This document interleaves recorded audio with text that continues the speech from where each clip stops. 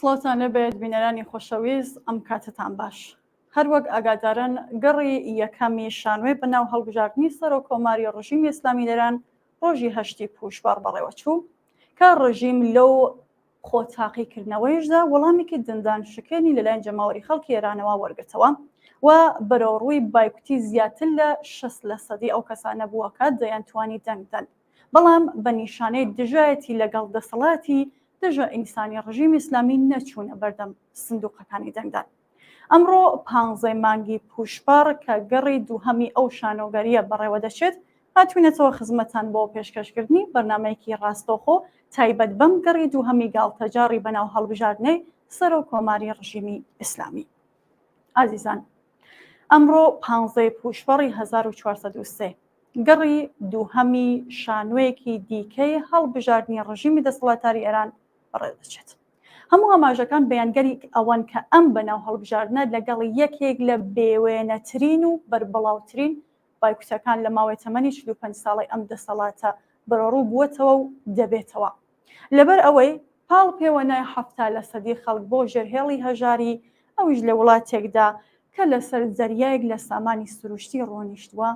بەشکردنی هاوڵاتیان لە سەرەتاییترین ئازادی مافی کۆمەڵایەتی، کوشتاری بە کۆمەڵ، ئەشکەنجە، ئیعدام و تیرۆر، سەپاندنی کۆنە پەرستانەترین یاسا و ڕیسەکان بەسەر ژنان و ژیانی کۆمەڵانی خەڵکدا، دژایەتی لەگەڵ ئازادی و مافە سەرەتاییەکانی نەسەوەستەم لێکراوەکان و پەرستاندنی کارە سادبارترین زیانە کۆمەڵایەتیەکان کارنامەی ڕژیمی ئیسلامی لە سەر و بەندی بەڕێوەچوونی دوایین شانوێی هەڵبژاردن و لەسەر بەستێنی دۆخێکی ئاوا کارە سادباردایە. لەم سەردەمەدا پێویستە بەرەی جەماوەر ئەو سیاست و شێوازانەی کارکردن بگرنە بەر کە ڕژیم نەتوانێت سیاسەتی سەرکوتکردن بێباکانە بڕێوە بڕێت. بایکوتی چالاکانە و لێبڕاوانەی ئەم شانوێی هەڵبژاردنە یەکێک لەو بابەتانەیە کە لەلایەکەوە دەسەڵاتی خەڵک نیشان دەدات و لەلایەکی دیکەشەوە دەبێتە شانوێی لاوازی ڕژیم و تواناییەکانی سەرکوتی ڕژیمیش چیتر کاریگەری نابێت. بێگومان ئەو کەسەی کە لە سندوقی دەنگدانی ئەم شانوێی هەڵبژاردنە دێتە دەرەوە ناتوانێت ملکەچ و گوێڕایەڵی فەرمانەکانی خامنەی و سوپای پاسداران نەبێت. بۆیە ئەم بەناو هەڵبژاردنە هیچ پەیوەندیەکی بە بەرژەوەندیەکانی خەڵکی کرێکار و زەحمەتکێشەوە نییە و دەبێت لێبڕاوانە بایکوت بکرێت. ئەگەر هاوڕێیانی بەشی کۆنترۆڵمان حازر بن، ڤیدیۆیەکمان ئامادەیە لە بایکوتی هەڵبژاردننی ڕۆژی 15 پوشبەر بۆمان بڵاو بکەنەوە دواتر دینەوە سەر بەرنامەکەمان. ڕۆژی 15 پوشبەر کوتانی نایکی قایمتر لە جارانی پێشوو بە نێوچاوانی ڕژیمی ئیسلامیدا لە نووسینی بەڕێز ساید ئەمانی. ڕۆژی 8 مانگی پوشبەڕی 1403 هەتاوی ڕۆژی بەڕێوەچوونی گاڵتەجاڕی بەناو هەڵبژاردن لە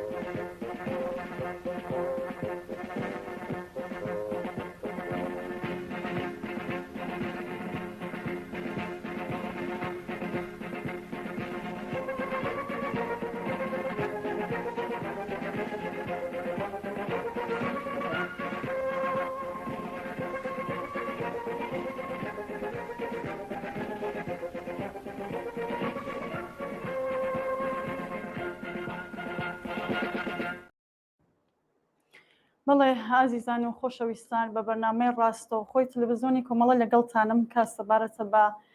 گەڕی دووهەمی هەڵبژاردننی ینی ناو هەڵبژاردننی سەر کۆماری لە ئێران لەم بەرنامەی کۆمەڵی میوانی خۆشەویستیشمان هەیە یەکێک لەوانە حازرە کاکشۆڕژ کەریمی ئەنجامی کۆمیتەی ناوەندی کۆمەڵە ئەگەر هاوڕێیانی هاوکارم بهێنە سەر کاک شۆڕژ سڵاوت لێ بێم کاتت باش زۆر سپاس کە بەشدارن لەم بەرنامەیە منی سڵاو ڕێزم هەیە بۆ ئێوە و بۆ هاوڕێیانی هاوکارتان و ئەوانەی تەلەڤیزیۆنی کۆمەڵە دەبین زۆر سپاس کاک شۆڕژ وەکو ئاماژەم پێدا ئەم بەرنامەیە سەبارەت بە گڕی دووهەمی بەناو هەڵبژاردننی سەرۆک کۆماری لە ئێران تاکو ئێستا دوایین زانیاریەکان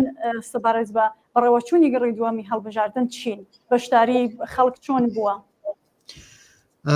ئامارێکیان بڵاو کردووە سەوا لە تقریبەن سەعاتێک لەمەوبەرە کە مەجموعی شت دەدا بەدەستەوە بە پێی ئەو کارانەی کە خودی کۆماری ئیسلامی دەیکەوە یا و نەخشانەی کە ئینسان دەتوانێت بڵێ دای دەڕێژێ لەوانەیە قەست و نیەتیان هەیە تۆزێ ئامارەکە ببەنە سەرەوە ئاماری بەشداری خەڵک زۆر نییە بە تایبەتی لە شارەکانی کوردستانە هەر زۆر کەمە لەو ئامارانەدا کە تا سەعاتی دووبوو نزیکەی تا ئێستا 12 تا 13% خەڵک بەشداری کردووە لە شاری تارانە هەروە بەو شێوەیە 14% خەڵک بەشداریان کردووە لە خوزستانە خەڵک 14% بەشداریان کردووە تا ئێستا هەر خەریکی بانگەشەن بۆی کە خەڵک ببەنە پای سنۆقی دەنگدان یعنی چاوەڕوان ناکرێت کە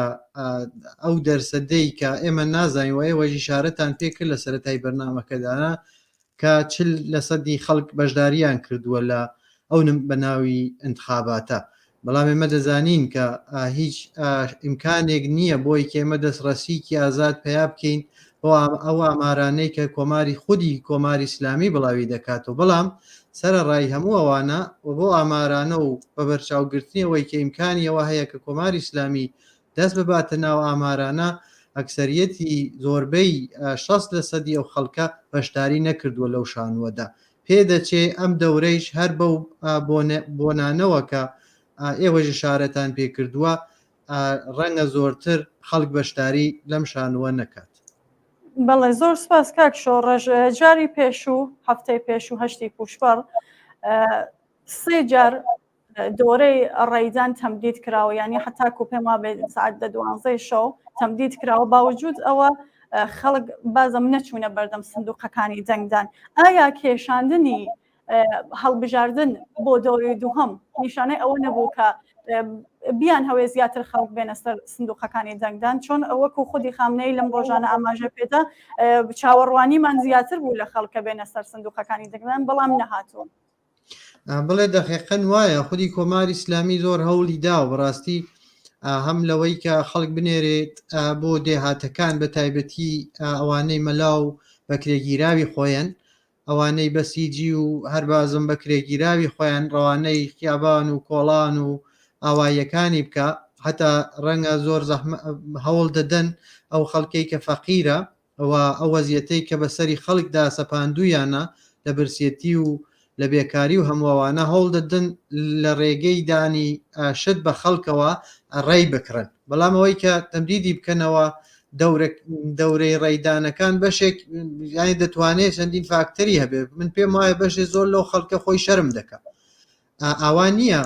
ئێمە لە بەرچاوی بگرین ئەو لە سەدەیش کە ڕێی بە کۆماری ئیسلامی دەدا هەمووی وابەستەی کۆماری ئیسلامیە بەشێ زۆر لەو خەڵکە کارمەندان و ئەرتش و ئەوانن کە لە شوێنە جۆرا و جۆرەکانە کار دەکەن و بە هەر دلیلی بۆی کە بتوانن لانی کەم لە ڕوانگەی خۆیانەوە تیکەنانەکەیان هەفسکەن لەوانەیە بەشداری لەو شانۆی هەڵبژاردنەدا بکەن یا ئەوانەی کە دەیانەوێت دەزانکۆکاندا بەشدار بن سەهمیەیەکیان هەیە پیان وایە لەو تەریقەوە دەتوانن ئەمکانی زۆرتر بەدەست بێنەوە دەزانن کە لە کۆماری ئیسلامیدا بەشێ زۆر لەو شوێنانە لە مامۆستایەتی لە زانکۆ و یا لە شوێنە هەستیارەکاندا وەکو نەخۆشخانە و هەموو ئەوانەدا چاو لێ دەکەن بزان کێ ڕێیداوە و کێ ڕێی نەداوە ئەو 60% ڕێی نەداوە بە چاوگرتنی هەموو ئەوانە هەوڵی داوە و بەشداری نەکردووە لەو بەناو هەڵبژاردنەدا بەڵام ئەو 40% تر بەبوونی ئەو مەسایلانەوە کە عەرزتانم کرد هەوڵ دەدا کە لە انتخاباتدا بەشداری بکە و بەشێ زۆر لەوانە لەو سەعاتانەی کە بەناو ڕۆژە ناوێرن شەرم دەکەن لە بەرچاوی خەڵکەوە بڕۆن بۆ ڕێیدان بەشێکی تری بەرحاڵ دەگەڕێتەوە بە احتماڵی زۆر بۆی کە بتوانن لەو سەعاتانەدا ئەو مەهەندسیەی کە ئێمە ناوی لێ دەبین ئیجرای بکەن یعنی ئەوەی کە بەرحاڵ بە هەر جۆرەی بە مەسلحەتی خۆیان دەزانن یا لە وتاقهای فکردا بیریان لێ کردووەسەوە بەو جۆرەی کە خۆیان نەیانەوێت مهندسی بکەن و دای بڕێژن بەڵام سەرڕای هەمووەوانەوە بۆ قسانەوە کە خامنەیش لە دەوری پێشوودا بەیانی کرد بە نیشاندرا کە وەکو ڕێفراندۆمێکی زۆر گەورە بوو بۆ هەم بۆ حکوومەت و هەم بۆ خەڵکی ئێران و نیشانی دا کە ئەکسەریەتی ئەو خەڵکە بەڵێ پێم وا بێ کاک شۆڕش کێشەیەکی تەکنیکی بۆ پێش هاتووە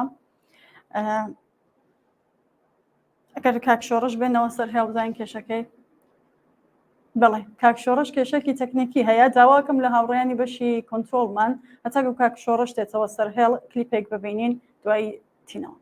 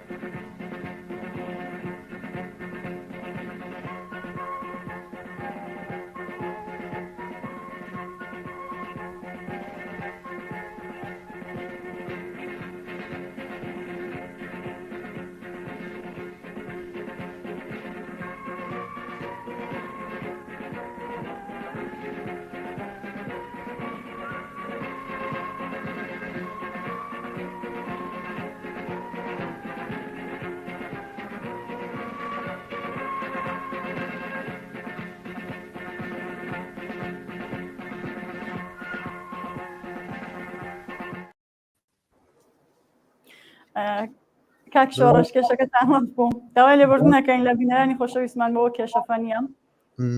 من داوای لێبوردنەکەم لێەوە بەرحاڵ کێشەیەک بوو زوو حەلم کرد و گەڕامەوە بەڵێ زۆر سپاس کاک شۆڕژ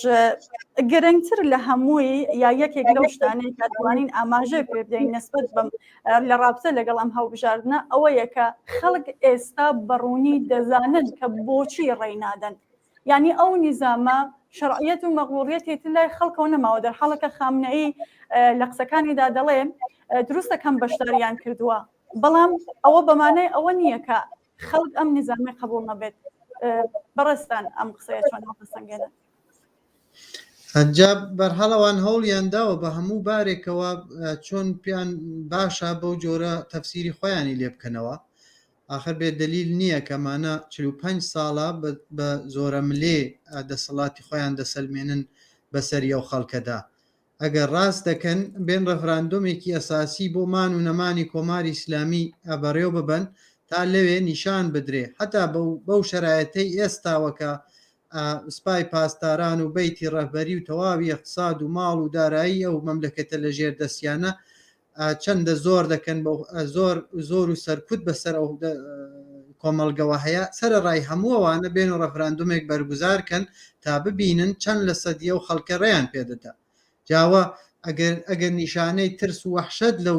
ئەکسەریەتەی خەڵک نەبێ بۆچی ئێستا دووبارە پاشگەز بوونەوە لەوەی کە ئیسلاح تەڵەبانی حکوومەتی بێرنەوە لە دەسەڵات تا بەشداریان کەنەوە ئەگەر ترس و وەحشەت نییە لە خەڵک بۆچی ئەو هێزە سەرکوتانیان هەر لە ڕۆژی ڕۆشنەوە هەر لە ئەمڕۆدا کە ڕۆژی بەناو هەڵبژاردنیانە دەبێت حکمی ئەعدام بۆ فعالێکی ئیجتماعی بدە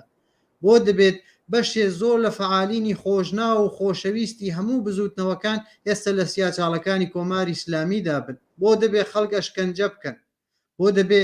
وەلایەتێکی فەقی کابرایەکی 90 ساڵە بەسەر ئەو دەسەڵاتەوە بەسەر 80 ملیۆن جەمیەتەوە بێەوە ئەو بڕیار بدا کە کێ هەڵبژێردرێت و کێ حەقی هەیە بەشداری بکە و کێ حەقی نییە بەشداری بکە لە هەڵبژاردندا. بە نەزەری من هەموو ئەوانە وەحشەتێکە کە هەیەە ئێستا هەم لە شۆڕشی ژینادا بینیویانەوە هەم لە چەند شۆڕشی دواتریەوە هەم ئەو ڕۆحیەی خەڵک دەبینن بۆ جەنگاوەری و ناومیدبوونیان لە دەسەڵات بۆیە وەحشەت سەراسەریانی گرتووە و ئەگەر سیر بکەن لە وتاری هەموو کار بەدەستانی کۆماری ئیسلامیدا ئێمەوانە دەبینین بە نەوعێک خواهش و تەمەنا دەکەن لە خەڵکە بێن بۆ دەنگدان و بەشدار بن و نمایش بەرحاڵ بەشێ زۆری ئەوەی کە ئشارەم پێکرد لەو استراتێژیەوەیە کە لە ڕێگەی بازم ئەم کایە پێشوەی ناشرینەی تکراریەی و هیچی تیا بەسەر نەبووی شەڕی بینی باش و خراپ و خراپتر دەیانەوەی کڵاوکەنە سەر خەڵک بەڵام ئەوەش بە خۆشحاڵیەوە جوابی نەدایەوە. بڵێ کاک شۆڕش وەکو خۆشتان ئەماژەتان پێکرد هەڵبژاردن مهندسی شدەیە بڕیاردەرە ڕێبەرە حاکمی سوپای پاسدارانە سەرۆکۆمار تەنیا داوەڵێکە ئەی بۆچی ئەم هەڵبژاردنە ئەمەنە گرنگە کە بە هەر فرت و فێڵێک بووە کۆماری ئیسلامی دەیەوە نیشان دەکە خەڵک بەشداریان کردووە و نیشانی دەرەوەی وڵات یا وا خۆی بەهێز نیشان داد کە ئێمە هەڵبژاردننی سەرۆکۆمانمان کردووەوە ئەمانە خەڵک بەشداریان کردووە لە نێو خۆتا هاتووە خودی دەسەڵاتی کۆماری ئیسلامی مەحدودتر بووسەوە پێشووتر بەرحاڵ ناوی کۆماری ئیسلامی ئێرانە ئەبۆی کە چەندین بەرحاڵ لایەنی جۆرا و جۆری هەبی لێ بکەینەوە یا قسەی لێ بکەین بەشێکی زۆری ئەوەیە نیشان بدا کە دەسەڵات لە ئێرانە کۆماریە ئەجا بەرحاڵ بەشێ لە شاید لە مێژوودا و یا لە توولی ئەم مێژووی کۆماری ئیسلامیدا ڕوو بە دەرەوە توانی بێتی تا ئەنازێک بەو تەریقە کڵاو بنێتە سەر خەڵک بەڵام ئێستاوە لە شرایەتی ئێستادا کە خەڵک بە درێژایی 45 ساڵ ئەو حکوومەتیان تەجربە کردووە دەزانن کە کۆمارێک و انتخاباتێک و هەڵبژاردنێک لە ناو ئەم دەسەڵاتەدا بوونی نییە. ئێوە تەسەوەر بکەن مەسەڵەن دەڕۆی بۆ بازار کابرای دوکاندار پێت دەڵێ یا دەتوانی ئەوە بکریا ئەوە یعنی حەقت پێ نادا کە بۆ خۆت هەڵبژێری یا هەم خۆت هەڵبژێری ئەساسن بەشێ زۆر یعنی لە کۆمەلگا بەتایبەت ژنان کە نیوەی کۆمەلگان لە ناوەم دەسەڵاتەدا بە نێوی ڕەجاڵی سیاسی قبولیان ناکەن و حتا لەو منازراتی انتخاباتیدا کە بەرگزاریان دەکرد علەنەن دەیانەوە دەمە بە بەرابەری جنسیەتی هیچ باوەڕێکمان نییە بەڵام ئەوەی کە ئێستا زۆر زۆر بۆ دەسەڵاتی کۆماری ئیسلامی مهمە لەم شانوێ هەڵبژاردنە بە نەوعێک پێشووتریش هەر ئەو نەخشەی بووە بۆیان تعادڵێکی هێز بەرخەرارکە لە بینی ئەم جناحای حکوومەتیەدا ئێمە دەزانین کە خودی خامنەیی تعادڵێک بەرخەرار دەکات لە ئەم موازنەی قودرەتەی کە لە ناو دەسەڵاتە لە ناو باندانەی دەسەڵاتە لە ناو کۆماری ئیسلامیدا هەیە ئەوەی کە سەرەکی ترین هێزە و تعادڵ بەرخەرار دەکا خودی خامنەیە بەڵام دوای خامنەیی جناحای جۆرا و جۆر و مافیاهایکی جۆرا و جۆر هەن کە هەر کام لەمانە منفعەتێکی هەیە لە بە دەسەڵات گەیشتن یا نزیکایەتی لەگەڵ دەسەڵاتە چاو لێ بکەن ئەسلاح تەلەبانی حکوومەتی ئەم ئەسلاح تەلەبانی حکوومەتی مەجموعەی باندن مەجموعەی کەسایەتین کە لە تەریقی ئەمەوە خۆیان و کوڕ و کوڕەزایان و خانەوادە و تاکولی تایفەکەیان دەچنە سەر کارهایەک و یا ڕاندهایەک دەگرن کە بەشێک زۆر لە سەرمایەیە و خەڵکە کە لە گیڤانیان دەری دێنن ئەمانە دەیبن بەشێکی تر سەرانی خودی سوپای پاسدارانە ئێستا ئێوە دەزان حتا لە جەریانی ئەم شانوێی هەڵبژاردنە نەیانتوانی باڵی بە ناوی ئوسوڵگەرە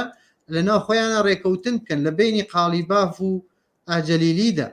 ڕێیەکان دابەش بوو لە دەوری ئەوەڵدا حتا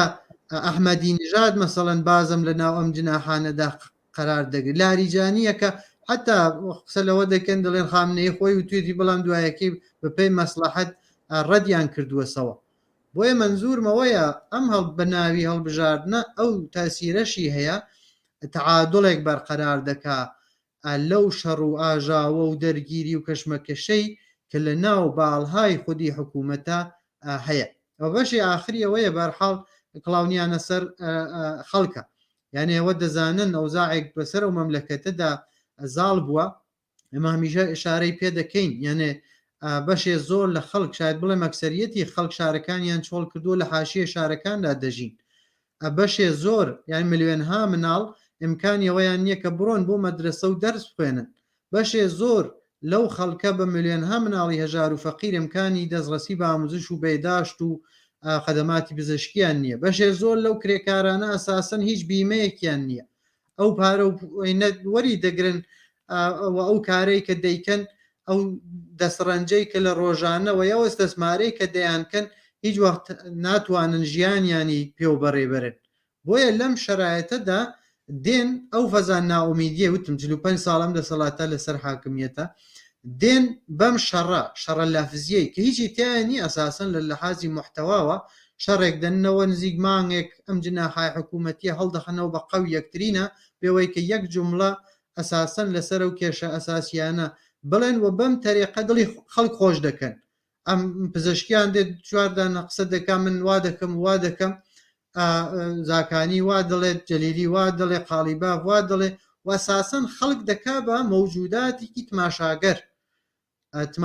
کە تماشاکەن گۆیا لە ناوەم سنۆقی دەنگدانەدا قەرارە ناجیەکەیوان بێتە دەرەوە. و ئەو خەسڵەتە بە نەزەری من بەرجەستەترین خەسڵەتێک بووە کە کۆماری ئیسلامی لە 45 ساڵی ڕابردوودا لێکەڵکی وەرگرتووە و ئێستا بە خۆشحاڵیەوە ئەکسەریەتی ئەو خەڵکە لەو استراتێژیەی کۆماری ئیسلامی و لەو نمایشەی کە کایەی دەکا بڕاوە. دەست خۆشکاک شۆڕژ جەماوەری خەڵکی کوردستان و ئێران بەڕوونی نیشانیاندا لە ڕۆژی هەشتی پێشبڕاکە نایانەوەیت بێنە سەر سندوقەکانی دەنگدان تا چەند گرنگە ئەم ڕۆژ واتە ڕۆژی 15 پێشبڕ ئەم ماوەیە کە ماوە دووبارە بایکوتی هەڵبژاردنەکان بکەن. ئەمە یەکەم پرسیار ماوە. پرسیارێکی تریش ئەگەر هاتنی خەڵک بۆ سەر سندوقەکانی دەنگدان جمهوری ئیسلامی چۆن نەتوانێت سوءاستفادەی لێ بکات؟ خب دەنگنەدان بوتم ڕێفراندۆمێکە، یعنی ڕێگەیەکی کەم هەزینەیە بۆی کە نیشانی بدەن مخالفی کۆماری ئیسلامین. هەڵبەت ئەمە بە تەنیا خۆی ناتوانێت هیچ دەردێک دەوا بکە، نیشانەیەکی ئاعترازە، بەڵام سەرەتایەکە بۆی کە ئەو خەڵکە باوەڕ بە خۆبوون پێیا بکە، بزانێ کە زۆرینەی ئەو خەڵکە لەگەڵ کۆماری ئیسلامیدا نییە و دژی کۆماری ئیسلامیە و ئەمە ڕەوەندێکە شاید بڵێم لە 5-6 ساڵی ڕابردووە دەستی پێ کردووە بە گوڵۆڵەی کۆماری ئیسلامی کەوتووە سە لێژی. ئەمەش وەکو هەر کام لەو حرەکاتی تر کە مەجموعەی حرەکەتن و بەرحاڵ سەرە و لێژی ڕووخانی هەر حکوومەتێک خۆش دەکەن، ئەمەش دانەی لەوانەیە ئەوەی کە لە مل نادن بەم دەسەڵاتە دیکتاتۆرە کە بە زۆرە ملێ کە بە نادموکراتیک کە بە مهندسیکردن کڵاو بکاتە سەریان، کڵاو ناچێتە سەریان. ئەگەر پێشووتر وتم دەیانتوانی بە ڕێگای جۆرا و جۆرەوە کڵاو بکەنە سەریان، ئەیتر ئەم دەورە بەشێ زۆر لە خەڵکەوە گاییان پیا کردووە. ئێمە ئەمە قسەکانمان بەشی زۆری مربوط بووە ئێران، بەڵام لە کوردستانە بەڕاستی شەرایەت جۆرێکی تر بووە. بە خۆشحاڵیەوە لە کوردستانە هەر لە سەرەتای هاتنە سەرکاری کۆماری ئیسلامی و بەو ڕێفراندۆمە کەزاییەی کە بەرگوزاریان کرد لە ساڵی 57 نەیان وتووە و بەشێک بە خۆشحاڵیەوە کۆمەڵە دانەیەک لەو هێزانە بووە کە تا هەتا ئێستا لە یەک هەڵبژاردننی کۆماری ئیسلامیدا بەشداری نەکردووە. بانگەشەی بۆ لە هیچ دەورەیەکە بانگەشەی بۆ هیچ شانوویەکی کۆماری ئیسلامی نەکردووە. لە دەورەهای جۆرا و جۆرە هەوڵیان داوە لە ڕێگەی ئیسلاح تەڵەبانەوە لە ڕێگەی تێوریەها و نەزەریەها و بەرنامە و پلانهای جۆرا و جۆرەوە بتوانن بزوتنەوەی شۆڕشگەڕانەی خەڵکی کوردستان لە ناوبەرن، ئەو خۆشەویستیە و مەحبوبیەتە و دژە کۆماری ئیسلامی بوونە لەبین برن. بەڵام بە خۆشحاڵیەوە هەتا ئێستا نەیانتوانیەوە و کارە بکەن و لە توولیم دەورانەشدا و بەتایبەتی لە شۆڕشی ژینادا کوردستان بۆ بە مەکۆی بزوتنەوەی هەم شۆڕش گێڕانەوە هەم پێشڕە و بۆ شعارە ڕادیکاڵەی ژەنجیان ئازادیەوە بەو نمایشانەی لە ئاکسیۆنهای جۆرا و جۆر شێوەهای جۆرا و جۆری خەباتکردندا نیشانی داوە کە دەکرێت بە حتا بە شێوازی ئاقساب عمومی شێوازی جۆرا و جۆری شەڕی کۆڵانە و کۆڵان و خیابانی شێوازی ڕێزگرتن لە گیانبەخکردووان بە یەکەوبوونی خانەوادەکانیان بە یەکەوە ئەمانە شێوازهای بوون کە لە کوردستان نابوون و بە خۆشحاڵیەوە منزوری منەوەیە کە لە هیچ دەورەیەکە کوردستان وان نەبووە کە لەم شانۆگەریە کۆماری ئیسلامیدا بەشداری بکەوە بە خۆشحاڵیشەوە لەم دەورەوتم هەتا سەعاتێک لەمەوبەر زۆر دەرسەدەکە لە خوارەوە بوو هەتاوە خودی ئاماری کۆماری ئیسلامیە و من بە دڵنیاییەوە دەڵێم ئەوانەیش کە بەشداری دەکەن بەشێکی زۆریان هیچ باوەڕێکیان بە کۆماری ئیسلامی نییە کەسانێکن بە هەر نەوعێک نانی کۆماری ئیسلامی دەخۆن و نایانەوێ ئەوتی کە نانەیان لە دەست بچێ ئەگەر بەیانی ڕۆژ شۆڕشێکی جەماوەری بێتە کایەوە ئەوانەیش هیچ کات لە پاڵی کۆماری ئیسلامیدا ناوێست. زۆر سپاس کاک شۆڕش بۆ بەشداریتان پرسیارێکم نەماوە ئەگەر بۆ خۆتانەتانەوە یاماژە بە شتێک بکەن کە پێتان خۆشە یاڕوو بە خەڵک قسەی بکەن فەرموون. منی زۆر سپاسیەوەکەم تەنیا بەڕاستی وتم مەبەستم ئێستا بەشێک زۆر یعنی من دەتوانم بە دڵنیاییەوە بڵێم ئەکسەریەتی خەڵکی کوردستان کە ئێستا گوێبیستی من خۆیان بریاون لە کۆماری ئیسلامی ڕۆژ نییە لە شاخەکانی کوردستانە کۆڵبەرێک تل نەبێتەوە کۆڵبەرێ نەڕاتە ملمینێکە و یا دەستڕێژی گولەی لێ نەکەن نیروەکانی کۆماری ئیسلامی ڕۆژ نییە ڕۆڵەیەک نەگرن و لە سەجنی نەکەن ڕۆژ نییە کرێکاران لەم بەشێ زۆر لە کرێکاران بۆ دابینکردنی هەزینەی ژیانیان ڕوانەیە ئەم شاروە و شارە ئەم شار نەبن و یا دەیان کێشە و گرفتی تر بۆیە بە نەزەری من خودی خەڵکی کوردستان عبوریان کردووە لە کۆماری ئیسلامی بەڵام ئەمە سەرەتایەکە بە نەزەری من هەر چیەک لە ناو ئەو سنۆق دەنگدانە بێتە دەرەوە جەلیلی یا پزیشکیان سیاسەتی کۆماری ئیسلامی لە بەیتی ڕاهبەریەوەدا دەڕێژی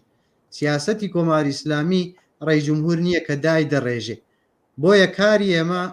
بازم دووبارە دەست پێ دەکا بەو تەفاوتەی کە ئەم جارە خەڵکی ئەعتماد بە نەفسێکی زۆرتری بەدەستێ هاوردووە خەڵک لە ڕێفراندۆمێکە کۆماری ئیسلامی کردووە بە دۆڕاو بۆیە ئەمە ئەعتماد بە نەفسە زۆرتر دەکا و دەبێ ئێمە پەرە بدەین هەروەکو ئێوە لە مقدمەی بەرنامەکەتان ئاشارەتان پێکرد بەو ڕێکخراوانەی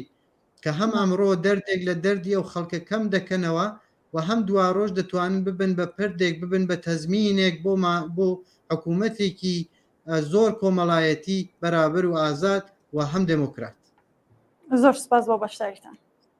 زۆر سپاس بۆ ئێوەش. بەڵێ ئازیزان و خۆشەویستان ئەم بەرنامەیە ڕاستەوخۆیان و ئێوە دەتوانن لە ڕێگەی ژمارە تەلەفۆنێک کە لەسەر شاشەی تەلەڤیزۆنەکانتان دیارە ڕاو بۆ چوون و نامەی خۆتان بۆمان بنێرین ئێمە بڵاو یەکەینەوە بۆتان. هەمووان دەزانین کێشەی بەشداریکردن لە ڕێگای ئەو فێڵ و فریوانەیە کە بۆ هەمووان ناشنان چارەسەر و مهندسی دەکەن. کێشە سەرەکی ڕژیمەوەیە کە بتوانین لە هەموو ئاستەکاندا خۆیان بۆ ئەو ڕوبەڕووبوونەوە چارەنووسازانە ئامادە بکەن کە چاوەڕێ دەکەن. ئەوەی کە ئێستا بەرپرسانی ڕژیمی زۆر نیگەران کردووە ئەگەری سەرهەڵدانی ئاخێزە جەماوەریەکانە لە دوای ئەم شانۆی هەڵبژاردنە. هەر بۆیە سەرۆکۆماری داهاتووی ئێران کەسێک دەبێت کە کاری سەرکوت بۆ ئۆرگانە سەرکوتگەرەکان ئاسانەکات. جەماوەری خەڵکی تێکۆشەر و ئازادی خواز بە بایکوتی هەمەلایەنەی گەڕی دووەمی شانۆگەری بەناو هەڵبژاردننی سەرۆکۆماری ڕۆژیم تووشی شکست و ڕسوایی زیاتر دەکەن. هاوڕێیانی بەشی مۆنتاژ بە من ئەڵێن کە بابەتێکیان حاضر کردووە با ئەوە ببینین دینەوە دووبارەی بەرنامە. ڕۆژی 15 پوشپەڕ کوتانی نایکی قایمتر لە جارانی پێشوو بە نێوچاوانی ڕژیمی ئیسلامیدا لە نووسینی بەڕێز ساید ئەمانی. ڕۆژی 8 مانگی پوشپەڕی 1403 هەتاوی ڕۆژی بەڕێوەچوونی گاڵتەجاڕی بەناو هەڵبژاردن لە ئێران بوو. سەرەڕای هەموو فڕوفێڵ و هەوڵەکانی ڕژیم بە مەبەستی ڕاکێشانی خەڵک بۆ بەردەم سندووقەکانی دەنگدان ڕێژەی بەشداری ئەو کەسانەی دەیانتوانی دەنگدەن کەمترین ئاستی لە مێژووی تەمەنی ڕژیمی ئیسلامیدا تۆمار کرد. ئەم بایکوتە بێوێنە و مانادارە لە ئێران بەگشتی و لە کوردستان بە هەموو پارێزگاکانیەوە زۆر زەق و بەرچاو بووە. کوردستانی ڕۆژهەڵات وەکو یەکێک لە سەنگەرەبتەوەکانی خۆڕاگری و وەستانەوە دژ بە دەسەڵاتی خوێن ڕێژی کۆماری ئیسلامی لە ئێران و کوردستان بۆ جارێکی تر یەکڕیز و یەکگرتوو دژ بە پیلانێکی تری ئەم ڕژیمە وەستایەوە و شان بەشانی خەڵکی زەحمەتکێش، کرێکاران، ژنان، لاوان، مامۆستایان و خوێندکاران و ئەوانی تر بە بایکوتکردنی بەرین و بەرفراوانی گاڵتەجاڕی بەناو هەڵبژاردن ئەم ڕاستیە حاشا هەڵنەگرەی وە بیر هەمووان هێنایەوە کە خەڵکی کوردستان وەکو جەماوەرێکی خاوەن هەڵوێست مافخواز و پێشخۆتنخواز بە هیچ شێوەیەک لە بەرامبەر خواست و ویستەکانی ئەم دەسەڵاتە گەندەڵ و سەرکوتگەرەدا ملکەج نابێت و کردەوە و دژەکردەوەی پێویست و سەرکەوتوانێ دەبێت. لە ڕۆژی 8 مانگی پوشبەڕدا دەنگی نایکی بەرز و بەرزتر لە جارانی خەڵکی کوردستان بە دەسەڵاتدارانی کۆماری ئیسلامی ڕاگەیاندرا. ئەم سەرکەوتنە گرینگە بەرهەم و دەستکەوتی زیاتر لە چواردەیە چالاکی و خەبات و خۆڕاگری و قوربانیدانی خەڵکی شۆڕەشگری کوردستانە. ڕێز و وەفایەکیشە بۆ خەبات و تێکۆشان و خوێنی گیانبەختکردوانی ڕەوتی چەندین ساڵەی بزوستنەوەی شۆڕەشگێرانی کوردستان لە مەیزانی خەباتی سیاسی و مەدەنیدا. بە تایبەت ئەو ئینسانە شەریف و شۆڕەشگێر و ئازادی خوازانەی کە لە جەریانی شۆڕەشی ژن ژیان ئازادیدا ئازار و ئەشکەنجە دران، زیندانی کران و گیانیان بەخت کرد. بە دڵنیایەوە ڕۆژی 15 مانگیش کە ڕۆژی بەڕێوەچوونی گەڕی دووەمی ئەم گاڵتەجاڕی بەناو هەڵبژاردنەیە خەڵکی خەباتکێر و خۆڕاگری کوردستان یەکدەنگ لەگەڵ باقی جەماوەری وەگیان هاتوو لە ئازوڵم و زۆرداری و گەندەڵی دەسەڵاتداران لە سەرتاسەر ئێران بە بایکوتی بەرین و یەک پارچە جارێکی تر نایکی قایم و پتۆ دەکتن بە نێوچاوانی ڕژیمی کۆماری ئیسلامیدا. بەڵێ بینەرانی خۆشەویستم کاتتان باش بە بەنامەی ڕاستەوە خۆی گەڕی دووەمی هەڵبژاردن لەگەڵتانم. ئێوەش دەتوانن نامە و ڕاوبۆچوونەکانتان کە لەسەر شاشەی تەلەڤیزیۆنەکانتان ژمارەیەک بڵاو ئەبێتەوەتوان بۆمان بنێرن. گزارشمان بۆ هاتووە لە تەورێز کە بخوێنمەوە بۆتان بە زمانی فارسی ناردراوە. منی شەر بە زمانی فارسی خوێنمەوە بۆتان. ساعتێ 10 بیرون بودم از جلوی حوزه‌های چند روستا که سرراه هم بودن دورادور ارزیابی کردم که ساعت‌تر از هفته گذشته بود. لە کانیدینانی مەریوان ڤیدۆمان بۆ هاتووە کە گاڵتەجاڕی هەڵبژاردنیان بایکۆت کردووە. لە دەرەوەی وڵات هەروەها لە وڵاتی سوید گۆتەنبەرگ لەوێش کۆبوونەوە بووە بۆ بایکوتی هەڵبژاردن کە نەهێڵن ئەو کەسانەی کە ئەیانەوەی بڕۆن دەنگ بن نەهێڵن بڕۆن دەنگ بدەن. میوانێکی تری بەرنامەکەمان ئەگەر حازر بێت لەسەر هێڵە کاک ڕەزا فەتحی ئەندامی حزبی کۆمۆنیستی ئێران. بەڵێ کاک ڕەزا سڵاوت لێبێ، زۆر سپاس کە بەشداری. سڵاو ڕێز ئەوڕۆ چاوانی خۆشەویست هەروە سڵاو لە میوانە خۆشەویستەکان و هەروە بینەرانی بەڕێزی تەلەڤیزیۆنی کۆمەڵ. زۆر سپاس کاک ڕەزا. مژاری بەرنامەکە زانی سەبارەتە بە گاڵتەجاڕی بەناو هەڵبژاردننی سەر و کۆماری تا چەند گرنگە خەڵک ئەم گاڵتەجاڕی بەناو هەڵبژاردنە بایکۆت بکەن و نەچنە بەردەم سندوقەکانی دەنگدان. هەروە کە میوانی خۆشەویست پێشتریش ئاماژەی پێکرد وە زۆربەی قسەکانی ئەمەی کرد بەڕاستی ئەوەی گرنگ ئەم جارە دەبێت خەڵک بە نەچوون بۆ سەر سندوقەکانی ڕێی یا بەناو هەڵبژاردن جگە لەوەی کە مۆری تایید نەکردنی ئەم حکوومەتە لێبن نایەکی گەورە بڵێنە بۆ ڕژیمە کە بەڕاستی وەکو مۆتەکەیەک لەسەر سەری ئەو خەڵکە ڕۆژانە بە مناڵیان ئەکوژێت، زیندان و ئەشکەنجەیان نەکات، نانی کرێکار و زەحمەتکێش ئەبڕێت، سفریان لەوەی کە هەیە ئەگەر تۆ لە ئامارەکانی خۆشیان لە نەزەر بگریت تۆ بێ لە چەند ساڵی ڕابردوو تا ئێستا تمشاب کە بزانە ئایا نانێک کاتێتە سەر سفرەکەیان. کرێکار هەیە بە مانگ بە چەند مانگ حتا زیاتر لە ساڵێکە حقوقی وەرنەگرتووە بە چه دڵخۆشی بێتە سەر سندوقی دەنگدان. معلم کە کۆمەلگایەک ڕۆشن نکاتەوە لە هەموو وڵاتەکانی دنیا گە چاو لێ بکەیت تەبەقەی فەرهەنگی یا ئەو مامۆستایان گەورەترین ئەرزشتیان هەیە لەنێو کۆمەلگا، بەڵام لە ئێران نابینی مامۆستایانی زانستگاکان دەرەکەن و ئەو کەسانەی کە نەوهەخان و سەر بە ڕژیمی ئیسلامی و سەوادێکی ویان نییە جز ئەوەی کە کۆنەپەرستی و ئێرتجا پەرەپێدەن ئەوە ناکەن بە ڕئیسی دانشگاکان، معلیمەکان لە زیندان ئەکەن، دانیشتووەکان تۆبیخ ئەکرێن، زیندانی ئەکرێن، ئەشکەنجە ئەکرێن. خەڵک ئەوانەی دیوە، خەڵک تەجروبەی بەدەستێناوە، خەڵک لە ئاخێزەکانی 96 98 و ئەم دوایەش کە ئاخێزی ژینا بوو تەجروبەیەکی باش کە بەدەستێنا و ئەزانێت کە ئەگەر بچێتە پای سنووقەکانی ڕێی بۆ حکوومەتە جگە لەوەی کە تاییدکردنی و حکوومەتە نەوێت بە قەولی من دوێنێ یان بەیانیە بوو شتێکم دی کە گوایە فەرماندەیەکی سوپای پاسداران کاتی خۆی ئەوەی وتە کە دەنگدان بە هاتنە سەر سنووقی دەنگدان پڕکردنی خەشابی نیروەکانی مسلحە. پاسدار حاجیزادە خەڵک بە چۆن ئەوەی پێ قبوڵ ئەکرێت نەهاتێن و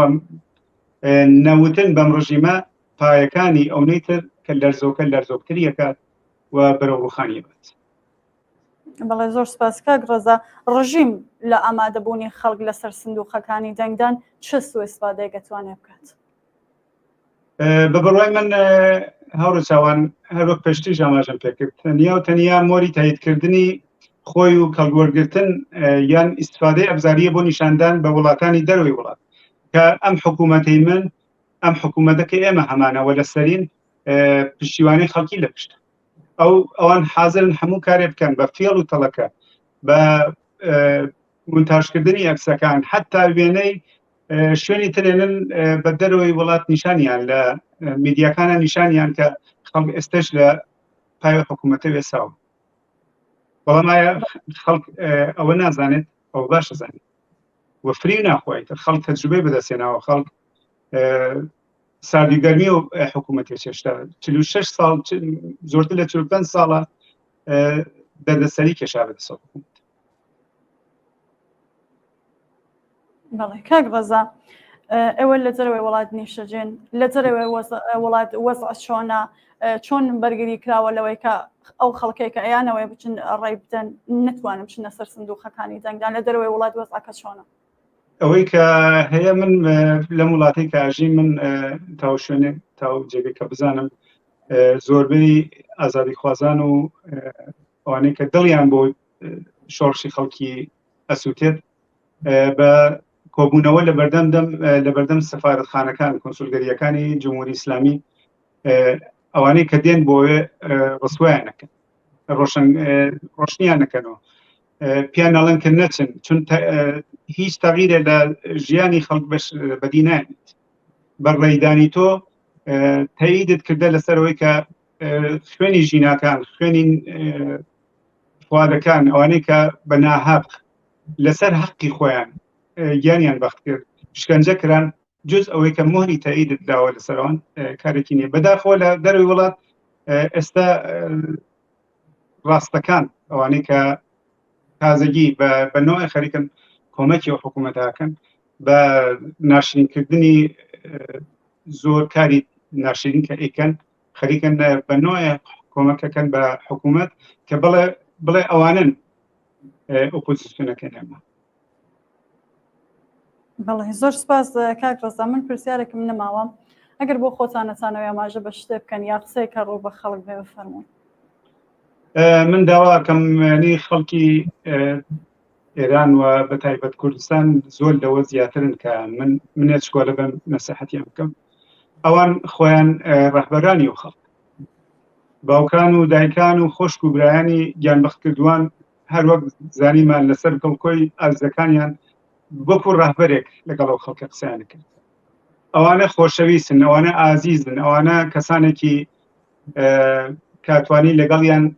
پاڵیان پێوە بێت پشتیوانیان بکەیت ئەوانە خۆیان ئەلامیان کردە چ لە زیندانا بوون ئەوانەی کە لە زیندان وەکو سپیدەی قولیان وەکو زۆربەی زیندانیانی سیاسی ئەلامیان کردە کە نەچنە پای سنووخی ڕێدان ئێوە ڕێی بکیان ئەو ئێستا ئێمە لە زیندانێت یا هەر بۆ نمونە دوێنە حکمی ئەدامی شەریفەی محەممەدی سادر بوو ئەوە چه ڕژیمێکە کە وەختێک داواکە لە خەڵک بێن ڕێبان لەولایش خەریکە حکمی ئەدام و زیندان سادرەکە شکنجەکات ڕژیمێکە لە وەختی زەرزدەدا ڕژیمێکە لە وەختی لافاوە هیچ ئیمکاناتێ ناخاتە اختیاری خەڵک بەڵام کە وەختی انتخاباتە حاضرە هەلیکۆپتەر بنێرە بۆ دوورترین نقطەی ئەو وڵاتە بۆی کە سنووقەکانی ڕێدانی پێ بکات من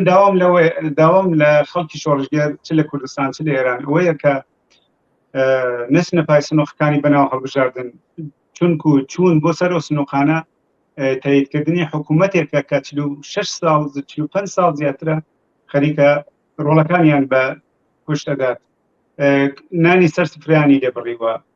دانشگاکانی چۆڵکردە لە ئینسانە ڕۆشنبیرەکان و هەروەها زیندان و شکنجە و ماڵوێران زۆر سپاس بۆ بەشداریتان هاوڕێ ڕەزا فەتحی سپاس بۆ ئێوەشاڵی زۆر سپاس بەڵێ ئازیزان و خۆشەویستان لە ناو قسەکانی کاک ڕزایشە ئاماژێ بۆدا کە کۆمەڵێک لە زیندانیانی سیاسی بایکوتی هەڵبژاردنیان کردووە و گوتویانە لە هەڵبژاردنە بەشداری مەکەن ئێمە ئەمڕۆ ڕاگەیاندنی هاوبەشی حزبی کۆمونیستی ئێران و ڕێکخراوی کرێکارانی شۆڕژگەری ئێران ڕاهی کارگەرمان هەیە کە سەبارەتە بە بەرەو ڕووبوونەوە لەگەڵ سیاسەتی ترس و تۆقاندنی ڕژیم لە پەیوەند بە ڕەتکردنەوەی تۆمەسەکانی سەر شەریفە محەممەدی کە ئێستا پێشکەشتانی یەکەم بە گوێرەی ئەو هەوڵانەیە کە لە دوو ڕۆژی ڕابردوودا لە تۆڕی ئینتەرنێت و ماڵپەڕەکانی هەواڵدا بڵاوبوونەتەوە دادگایەک لە شاری ڕەش شەریفە محەممەدی چالاکی کۆمەڵایەتی و کرێکاری و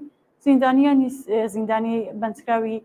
زیندانی لاکانی ڕەش بە تۆمەتی بەغی یان شۆڕشی چەکداری لە دژی نیزام بەهۆی ئەنجامبوونی ناوبراو تا ساڵی 1392 لە ڕێکخراوی سەربەخۆی کرێکاری کۆمیتەی هەماهەنگی بۆ یارمەتیدان بە پێکهێنانی ڕێکخراوە کرێکاریەکانی بە ئاعدام محکوم کردووە. شەریفە محەممەدی مانگی سەرماوەزی ساڵی ڕابردوو دەست بەسەر کرا و تۆمەتی بێبنەمای ئەندامبوون لە کۆمەڵەیان بەسەردا سەپان. ناوبراو پاش دەست بەسەرکردن گوازرایە و بۆ گرتنگەی ئەمنیەتی سنە و بۆ ماوەیەکی زۆر بەبێ دەستڕاگەیشتن بە مافی دیاریکردنی پارێزەر و پەیوەندیکردن بە بنەماڵەکەی لە ژووری تەکەکەسیدا ڕاگیرا و دواتر سەر لە نوێ لە سنەوە ڕەوانەی زیندانی لاکانی ڕەشکرایەوە. شەریفە محەممەدی پێشتر لە لەقی چواری لێکۆڵینەوەی دادسەرای ڕەشت بە سەرۆکایەتی لێکۆڵەر ڕەجەبی بە پڕوپاگەندا لە دژی نیزام هەوڵدان لە دژی ئەمنیەتی ملی و بەغی یان چالاکی شەکداری و ئەنجامبوون لە یەکێک لە گروپە ئۆپۆزیسیۆنەکان تۆمەتبار کرابوو.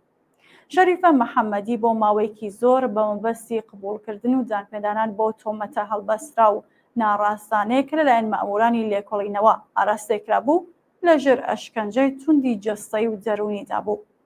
ناوبراو نەک هەر بۆ ماوەیەکی زۆر لە چاوپێکەوتن لەگەڵ بنەماڵەکەی بێبەشکرا بەڵکو تەنانەت مافی پەیوەندی تەلەفۆنی لەگەڵ بنەماڵەکەشیان لێ زەوت کرد بوو.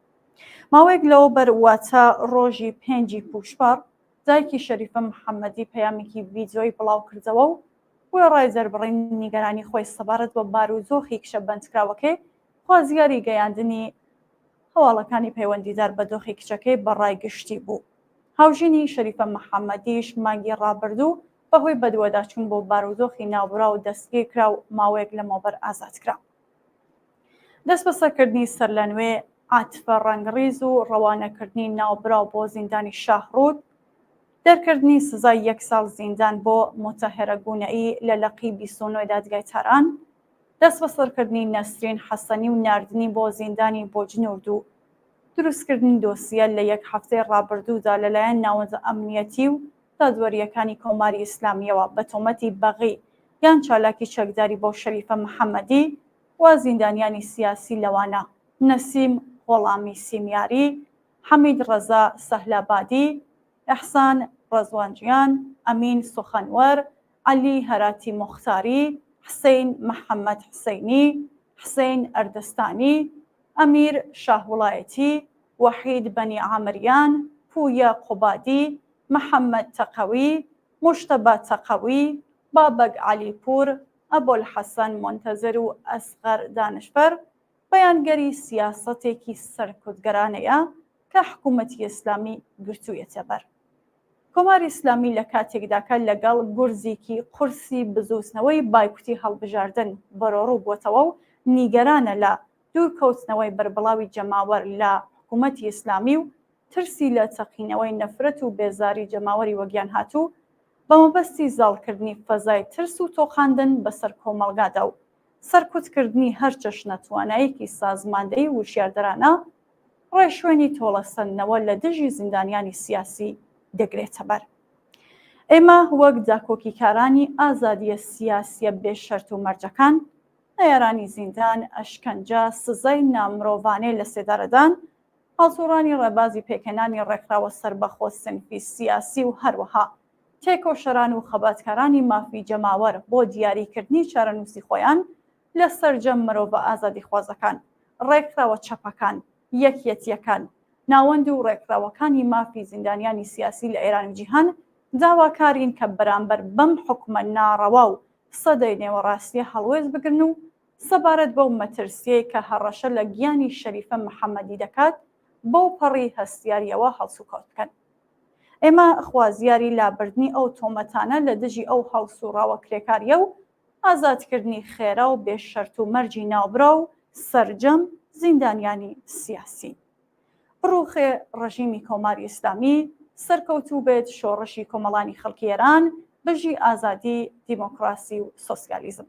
ڕێکخراوی کرێکارانی شۆڕژگیری ئێران ڕاهی کارگەر و حزبی کۆمۆنیستی ئێران ڕۆژی هەینی 15 پوشپەڕی 1403 5 جولای 2024. بەڵێ هەگەر هاوڕێیانی بەشی کۆنترۆل حاضر بن، ڤیدیۆی تازەمان بەدەستگەیشتووە سەبارەت بە بایکوتی هەڵبژاردن لە شارەکانی کوردستان و ئێران بۆمان بڵاوی بکەنەوە پێکەوە ببینی.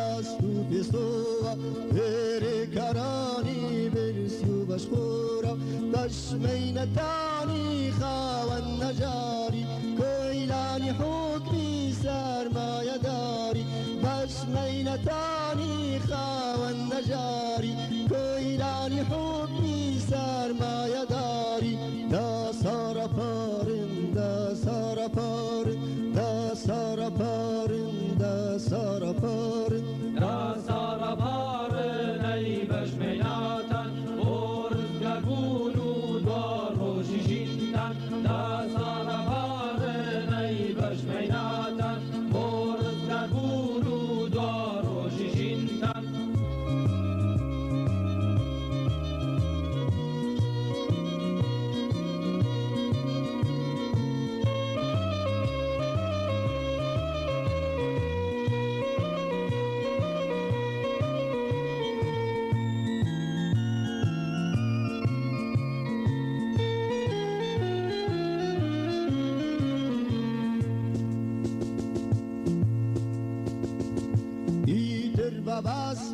سردانواوی هستی به دنگی لیلی چوساوی ایتر باباس به سردانواوی هستی به دنگی لیلی چوساوی ایتر باباس به جیانی سوستی ایروده یا سای کنا پرستی ایتر باباس به جیانی سوستی ایروده یا سای کنا پرستی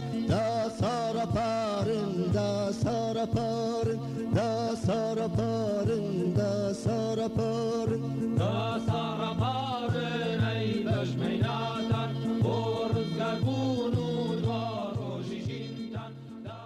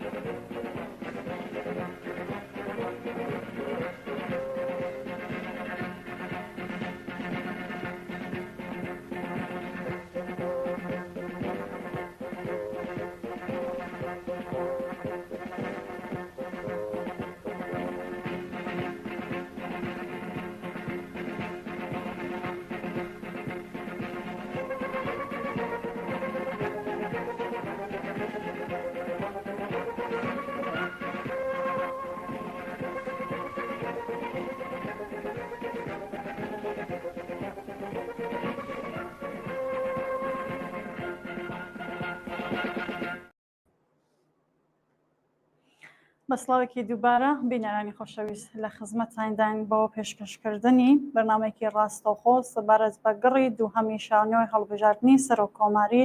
لە ئێران هەموو ئاماژەکانەوەمان پێ دەڵێن کە تاکو ئێستاش خەڵک نەچوونەتە بەردەم سندوقەکانی دەنگدان و جارێکی تر نایەکی بەهێزتر و قایمتریان بە ڕژیمی کۆماری ئیسلامی وتووە. میوانێکی تری بەرنامەکەمان لەسەر هێڵە کاک عەزیز ماملێ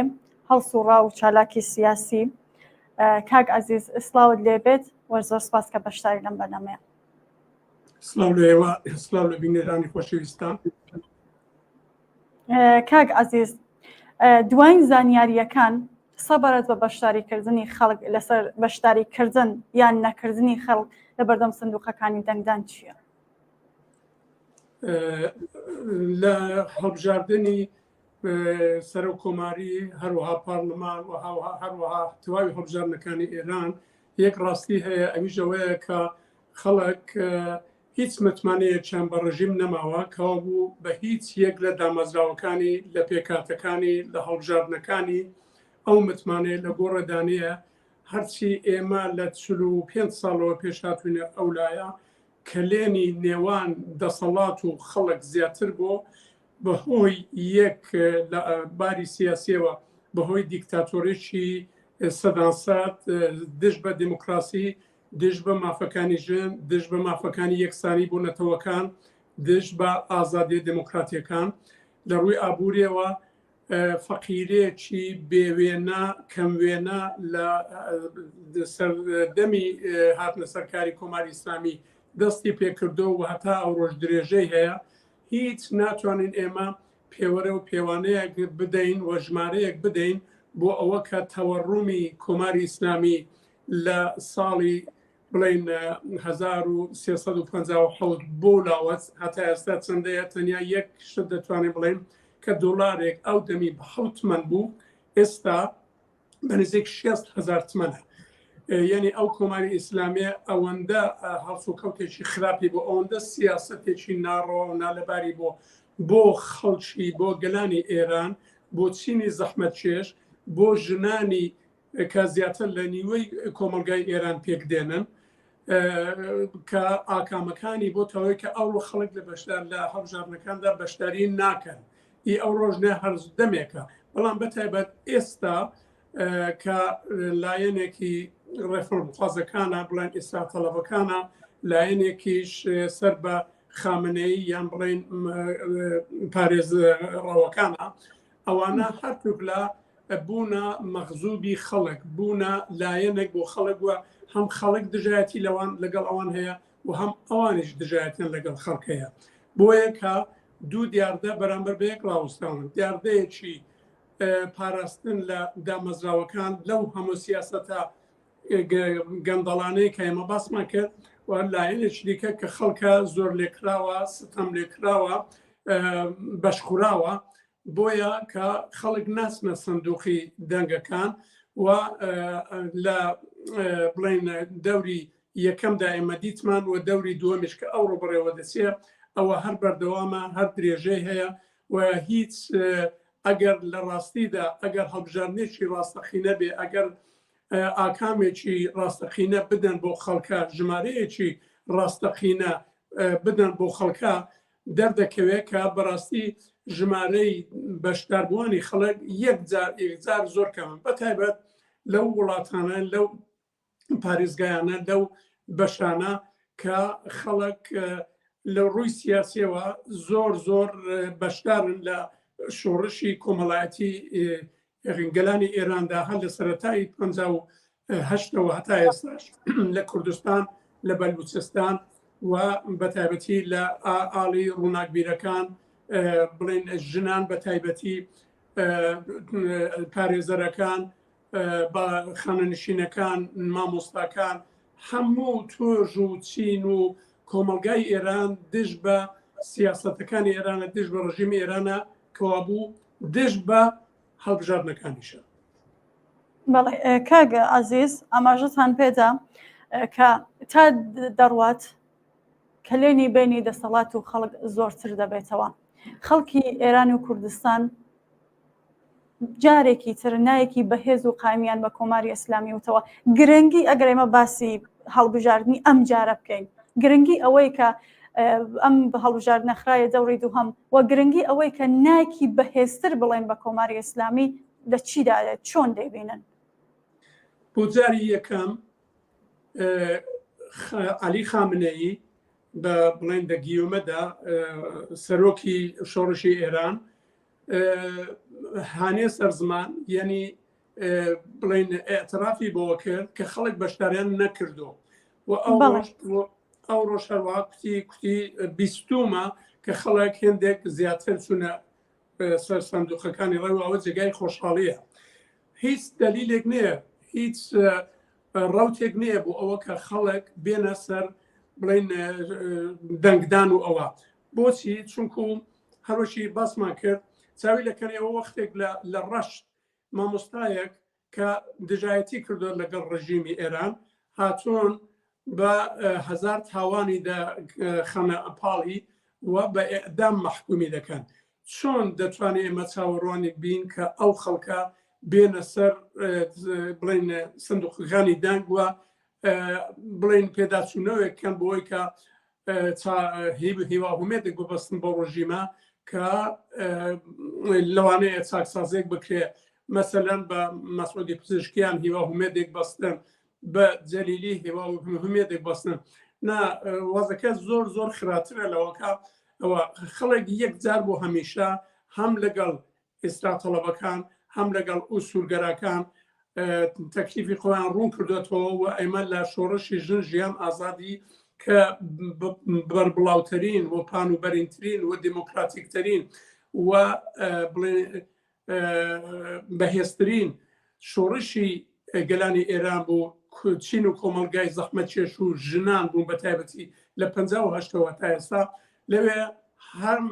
ئێستا تەلەبەکان ڕەت کردەوە هەم ئوسولگەرەکان ڕەت کردەوە ئەوانەیە لە پاڵ یەکدانا کەوا بوو هیچ هۆکارێک نییە بۆی کە خەڵک بێن ڕابکێشێن بۆی کە بێن دەورێکی تازە دەست پێ بکەن هیواهومێدێکی تازە لە خۆیاندا ببینەوە بۆی کە بچن دەنگ بدەن ئەوان جارێک بۆ هەمیشە بڕیوێنە لە ڕۆژیمە و ئێمە هەرچی بەرەو ئەولاتر بووین ئەو کەلێنێکێمە باسمان کرد زیاتر و زیاتر دەبێت و ئەو دۆخە ئابووری و سیاسی و کۆمەڵایەتیە و هەروەها فەرهەنگیە ڕۆژ لەگەڵ ڕۆژ پەرە دەستێنێ و کێشەکان قوڵتر دەبنەوە قەیرانەکان بەربڵاوتر دەبن و خەڵک بەرەبەرە دەسێ بەوەی کەیدی هیچ گومانێکی نەماوە ئێستا و هیچ کومێدێکشی نەماوە هاتوونە سەر ئەو قەنەعاتە کە تەنیا ڕێگا بۆ ئەوە کە خەڵک و دۆخەکەیان بگۆڕدرێ و بگەنە ژیانێکی ئازاد و دیموکراتیک چینی زەحمەت چێش مامۆستاکان گەلانی ژێردەست ژنان بە تایبەتی بتوانن لە خۆیان لە دەورەیەکی نۆ لە ژیانێکی نۆ لە ڕووپەڵ و لاپەڕەیەکی نۆدا ببینەوە تەنیا ڕێگا ئەوەیە کە کۆتایی بێ بەو ڕژیمە چونکو هەر لە سەرەتاوە ئێمە دیتومانە هیچ دەرەتانێک نییە ئەو ڕژیمە ڕژیمێکی گەندەڵە ڕژیمێکی دژ بە خەڵکات ڕژیمێکی دژ بە دموکراسیە نەکە لە ناوخۆی ئێران بەڵکو لە ناوچە بەڵکو لە ئاستی ناونەتەوەی ڕژیمێکە دەوڵەتێکی تێرۆریستیە دەوڵەتێکی دژ بە دموکراسیە دژ بە گەلانی دنیاە چاوی لەکە لە عێراقدا دەستێوەردانی خراپ دەکا لە لوبناندا هەروەتر لە یەماندا هەروەتر و لە پرسی فەلەستینیشدا زۆر بەناڕەوە دەیەوێت ئەوەی بە خازانجی خۆی سوودی لێوەربگرێت لە حاڵێکدا هیچ باوەڕێکی ڕاستەقینەی ئەو بە دموکراسی و پێگەیشتنی گەلی فەلەستین بە مافەکانی و پێکاتنی دەوڵەتیشی فەلەستین نییە. کاک عزیز ئاماژەتان پێدام لە قسەکانی خامنەیە کە خۆی ئاعترافی کردووە بەوەی کە خەڵک بەشداریان نەکردووە لە گەڕی یەکەمی هەڵبژاردنە بەڵام وتوویەکە ئەوانەیە کە بەشداریان نەکردووە مخالفی نظام نین بەڵام پێم وابێ زاکرێتەوە زایفە پێشتر لە قسەکانی پێشووتر یا وتوویەکە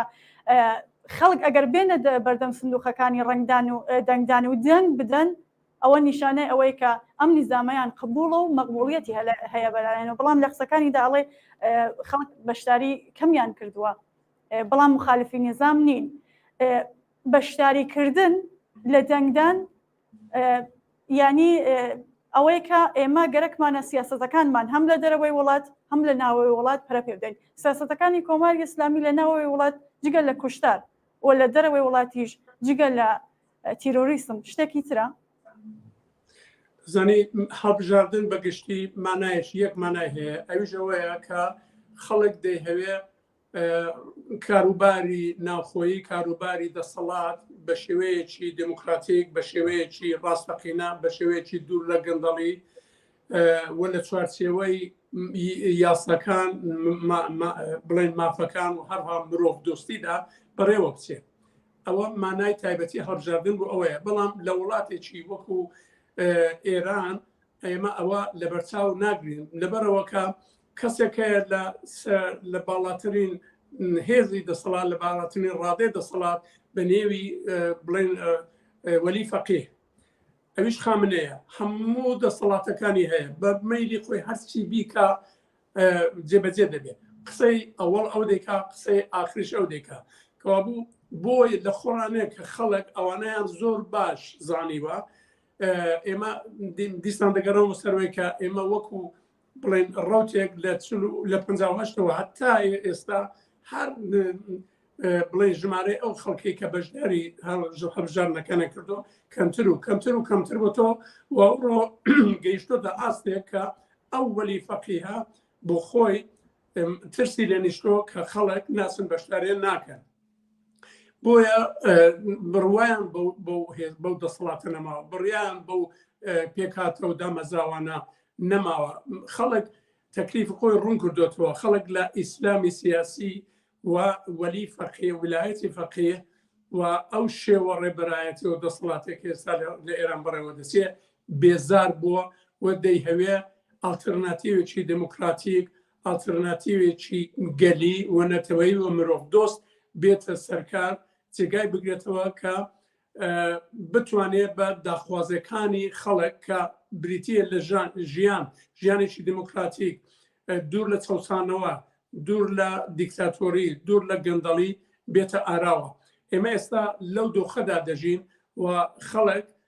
بەڕاستی بە پێگەیشتووی گەیشتونە سەر ئەو قەناعەتە کە ئیدی بە هیچ شێوەیەک نابێ لە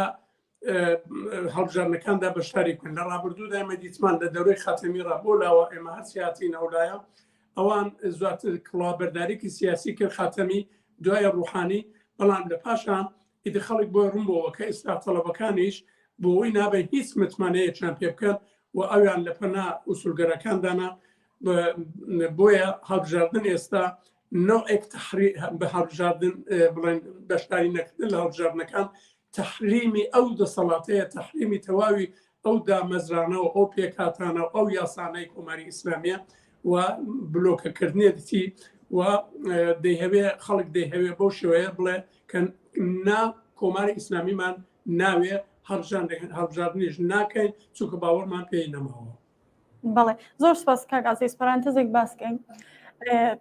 کۆماری ئیسلامی لە دوای شۆڕشی ژن ئازادی و بە دوای مەرگی گوماناوی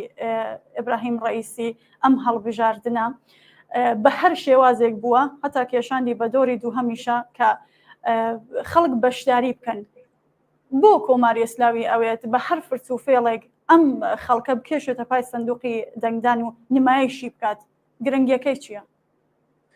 کۆماری ئیسلامی دەیەوێ هەر ئەوەندەی کە هەڵبژاردن بێ بە دنیای دەرەوە بڵێ کە من ڕژیمێکم کە بە پێچەوانەی هندێک لە ڕژیمەکانی دنیا دامەزراوەی سیاسیم هەیە، من بڵێن ڕێکار و ڕێسای دموکراتیک بەڕێوە دەبم کە یەکێک لەوانە کە گرنگترینی ئەوانە هەڵبژاردنە و ئەوە لە ڕاستیدا هەروەکەوە بە درستی باسنەکە فرتوفێڵێکەوە کوڵا بەردارێکی سیاسیە کە دەیەوێت بیکە لە هەمان کاتیشدا لەبەر ئەوە کە لە یاسا و لە دەستور یاسای بنەڕەتیدا هەڵبژاردن هەیە، هەڵبژاردنی سەرۆکومار هەیە، هەڵبژاردنی پارلەمان هەیە، هەڵبژاردننی مەجلیسی خۆبرەکان هەیە، ئەوانە نایهەوێت لەسەر کاغەز بمێنێتەوە لە چوارچێوەی یاسادا بمێنێتەوە، دەیهەوێت بۆ بە بەڕێوەبردننی ئەوەی بڵێ من دەسەڵاتم بەدەستە و کۆماری ئیسلامی باری دموکراتیکیشی هەیە لە بۆ ڕەچاوکردنی باری دموکراتی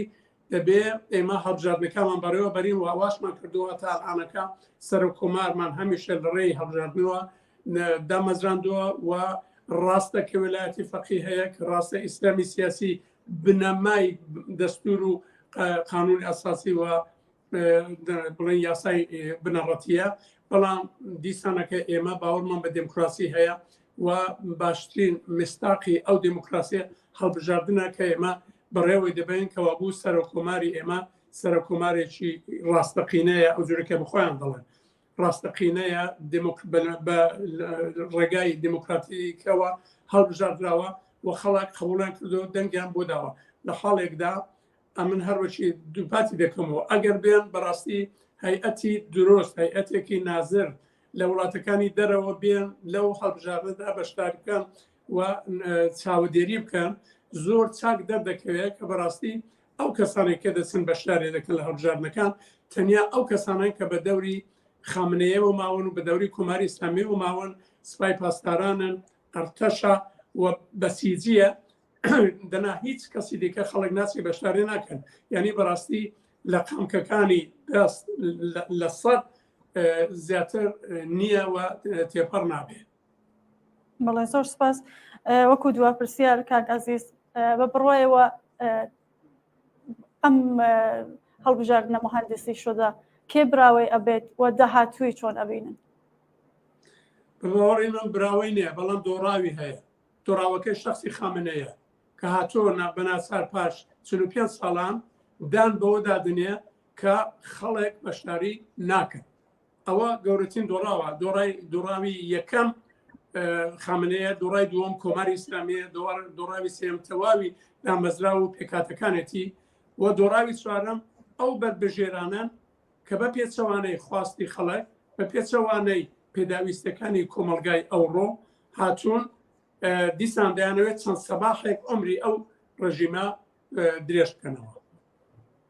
زۆر سپاس بۆ بەشداریتان کاک عەزیز مامرێ، هەڵسوڕا و چالاکی سیاسی کە لەم بەرنامەیە بەشدار بوو. سپاس بۆ ئێوەش. خۆشەویستان، چەند نامەیەکمان بەدەست گەیشتووە. سڵاو لێ بێت هاوڕێچاوان ماندوو نەبن لە ماوەی انتخاباتی ئەم انتخاباتات تەلەڤیزۆنی کۆمەڵە و حزبی کۆمونیستی ئێران زۆر بە باشی فعالیەتی کرد. ماندوو نەبن هەم ئێوە و تەواو هاوڕێیانتان جارێکی دیکە کوردستان و ئێران نە بە ڕژیمی پەت و سێجارە و بایکۆتی خەڵک زۆر بە باشی چوەتە پێش. ماندوو نەبن، ئارەزوو لە سنە. زۆر سپاس بۆ ئارەزوو لە سنە. هاوڕێکاوە لە شاری سنەنامەیەکی نردووە بە زمانی فارسیە. سلام خسته نباشید. این کاندیدای رژیم مزدوران جنایتکاری سرکوبگران بودند. در سرکوب کشتار مردم، شکنجه، فقر و محرومیت، بیکاری، استثمار دست داشتند. هر کسی پای صندوقهای رای رفته نه تنها مهر تایید گذاشته‌اند بلکه خیانت به خون شهیدان کردند.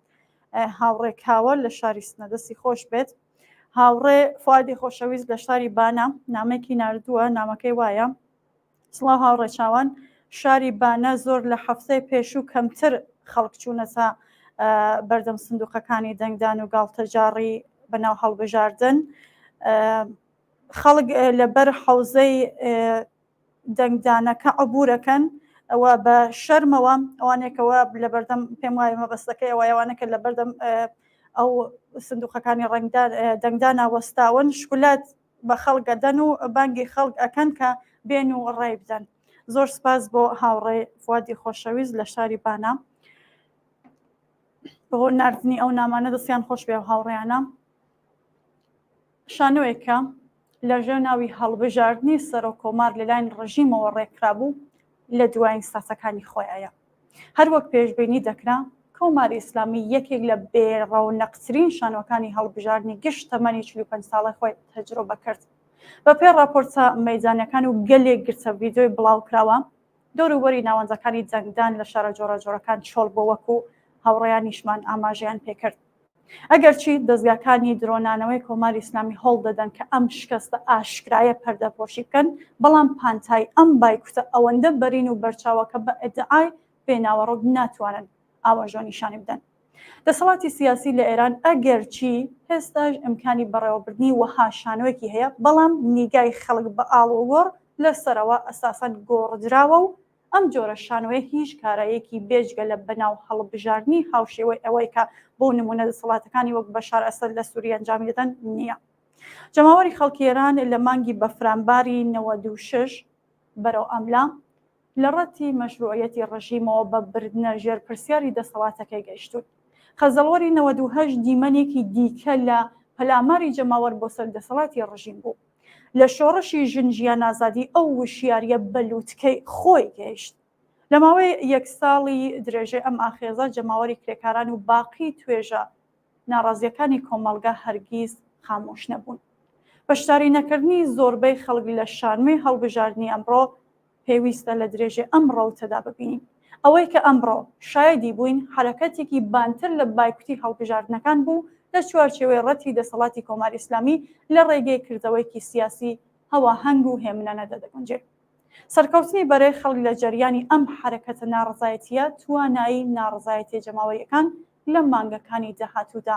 دەباتە سەرەوە. بەڵام پرۆسەی شکڵگرتنی ئەم شانۆیە و ئەم شەڕەقسانەی کە لە ماوەی حوتەکانی ڕابردوودا ئەنجامدران بەر لە هەموو شتێک نیشانیدا کە دەستگای دەسەڵاتدار لە ئێران هیچ بەردامە و ڕێکارێکی دیاریکراوی بۆ ڕۆیشتنە دەرەوە لە بارودۆخی ئێستا و ئەو قێرانە شوبڕانەیە کە لەگەڵیان بەرەڕوە نییە. ئەوەی کە وەک تەنیا بەرنامەی کاری دەسەڵات لەم شانۆگەریەدا دەبینرێ هۆڵی ئەوان بۆ یەکدەستکردنەوەی دەسەڵات لەسەرەوە بوو. بەڵام ئەوان دووهەتەکانی ئەم بایکوتە گەورەیان پێشبینی کردووە. ئەوان دەزانن کە حرەکەتە کۆمەڵایەتیەکان درەنگ یازوو پەڕ و باڵ دەردەکەن و هەموو جارێ هەنگاوێک بەرەو پێش هەڵدەگرێت. کێشە و مشتومڕی ناوخۆیی لە جەریانی ئامادەکاری ئەم شانۆیەدا کە ئەساسەن بە شوێن استراتێژی دەرباسکردنی نیزامەوە بوون ئیتر کارایی خۆی لەدەستداوە. وتاری سیاسی ئیتر تەواو بوو. ماجەرا لە شەقامەکانەوە سری هەڵدا و وەڕانی نیگای خەڵک بەگشت دەسەڵات نیشاندا. بەڵام سەرەڕای هەموو ئەوانە نابێ لە بیرمان چێتەوە کە دەست ڕاگەیشتنی بانجەکانی ناخۆی دەسەڵات بە دەرفەت و ئیمکانی ماڵی و ئابووری فراوان یان بە واتایکی دیکە کەسب و کار لە سەردەمی گەماروی قەیرانە توندابووریەکان مەیلی پێڵکەوە پێژەن لە ناویاندا هەروە دێڵێتەوە. بێگومان خەباتی خەڵک دژ بە ڕژیم لەمە و بەدووە پانتایەکی بەرینتر بەخۆیەوە دەگرێت و ناڕزایەتیەکان زیاتر پەرەدەستێنن. بەرەی نوێ لە خەباتی سیاسی و چینایەتیدا دەکرێتەوە.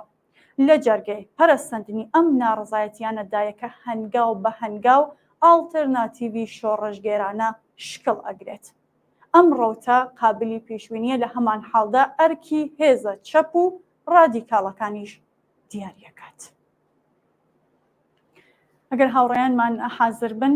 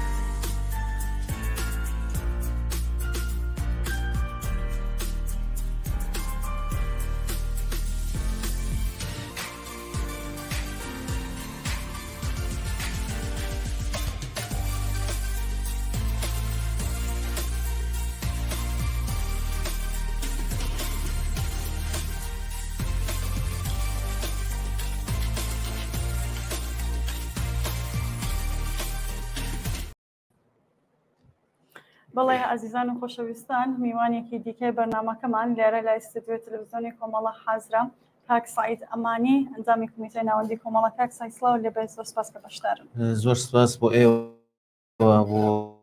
هاوڕێیانت، من دەستان خۆش بێ بۆ زۆر سپاس. کاک سعید دوایین زانیاریەکان سەبارەت بە ئەم بەناو هەڵبژاردننی ڕژیمی کۆماری ئیسلامی چیە، ڕێژەی بەشداریەکان چیەوە لە تەلەڤیزیۆنی کۆمەڵەیش هەڵبەت بڵاو بووتەوە بینیمان ڤیدیۆکان کە بەشداری خەڵک بەرچاو کەم بووە، بەڵام لە زمانی ئێوە بژنەکەین کە بەشداری خەڵک چۆن بووە و لە شارەکانی کوردستان وێرە. هەوار وەک دەزانین ئێستا هەڵبژاردن تەواو نەبووە، ئەو مودایکە یا ئەو ماوەیەکە لە نەزەریان گرتووە، بەڵام بەپێ ئەو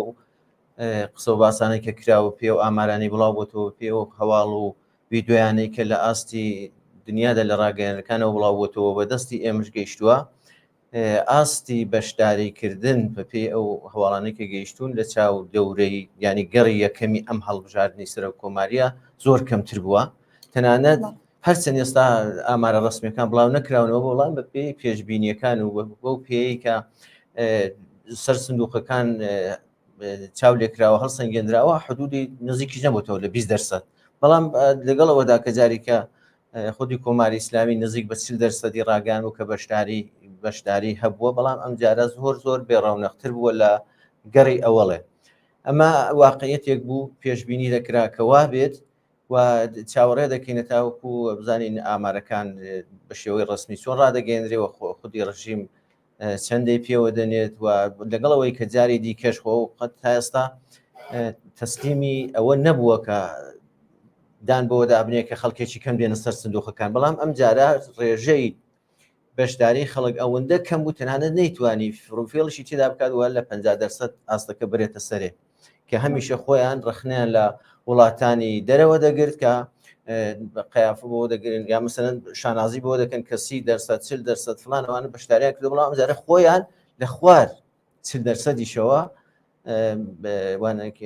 بەشداری خەڵکیان ڕاگەیان کە ئەوەش لە زمان خودی خامنیەوە وەکو شکستێکی علەنی ڕوو بە جەماوەڕ ڕاگەیەندراوە سەرکەوتنێک بوو بۆ ئەو خەڵکەی کە بایکۆتی هەڵبژاردنیان کرد. بەڵێ کاک سەعید لە قسەکان تا ئاماژەت بەوەت کرد کە عەلی خامنەی خۆی دانی بەوە داناوەوە لە مێدیاکانیش بڵاو بووەتەوە کە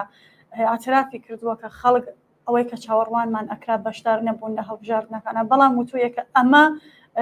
ئەوانەیە کە ڕایان نەداوە نەهاتوونەتە پای سندوقەکانی دەنگدان مخالفی نظام نین. تا چەند گرنگە خەڵک وەکو ئاماژەشتان پێدا تاکو ئێستا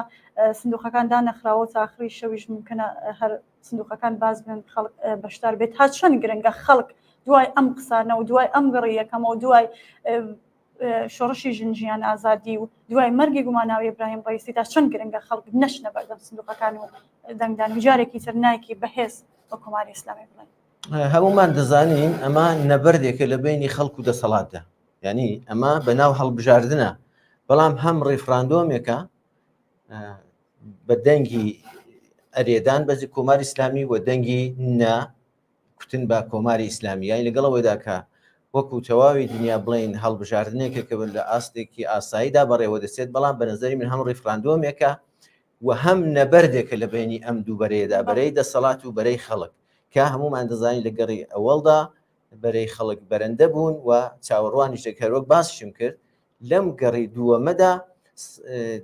هەموو پێشبینیەکان ئەوە دەڵێن کە خەڵک زۆر کەمتر لەوە بەشداری دەکەن.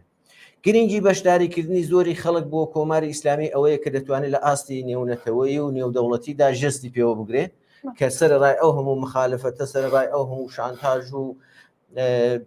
بەرحەڵ قسە گوتنە بە کۆماری ئیسلامی و بەڵام ئێمە خەڵکەکەمان هەر لەگەڵە خەڵکەکەمان هەر دڵی لە لای دەسەڵاتەکەیەتی ئەگەر ڕخنەیەکی لێمان هەبێت هەر بە دەورمانەوەی، بەڵام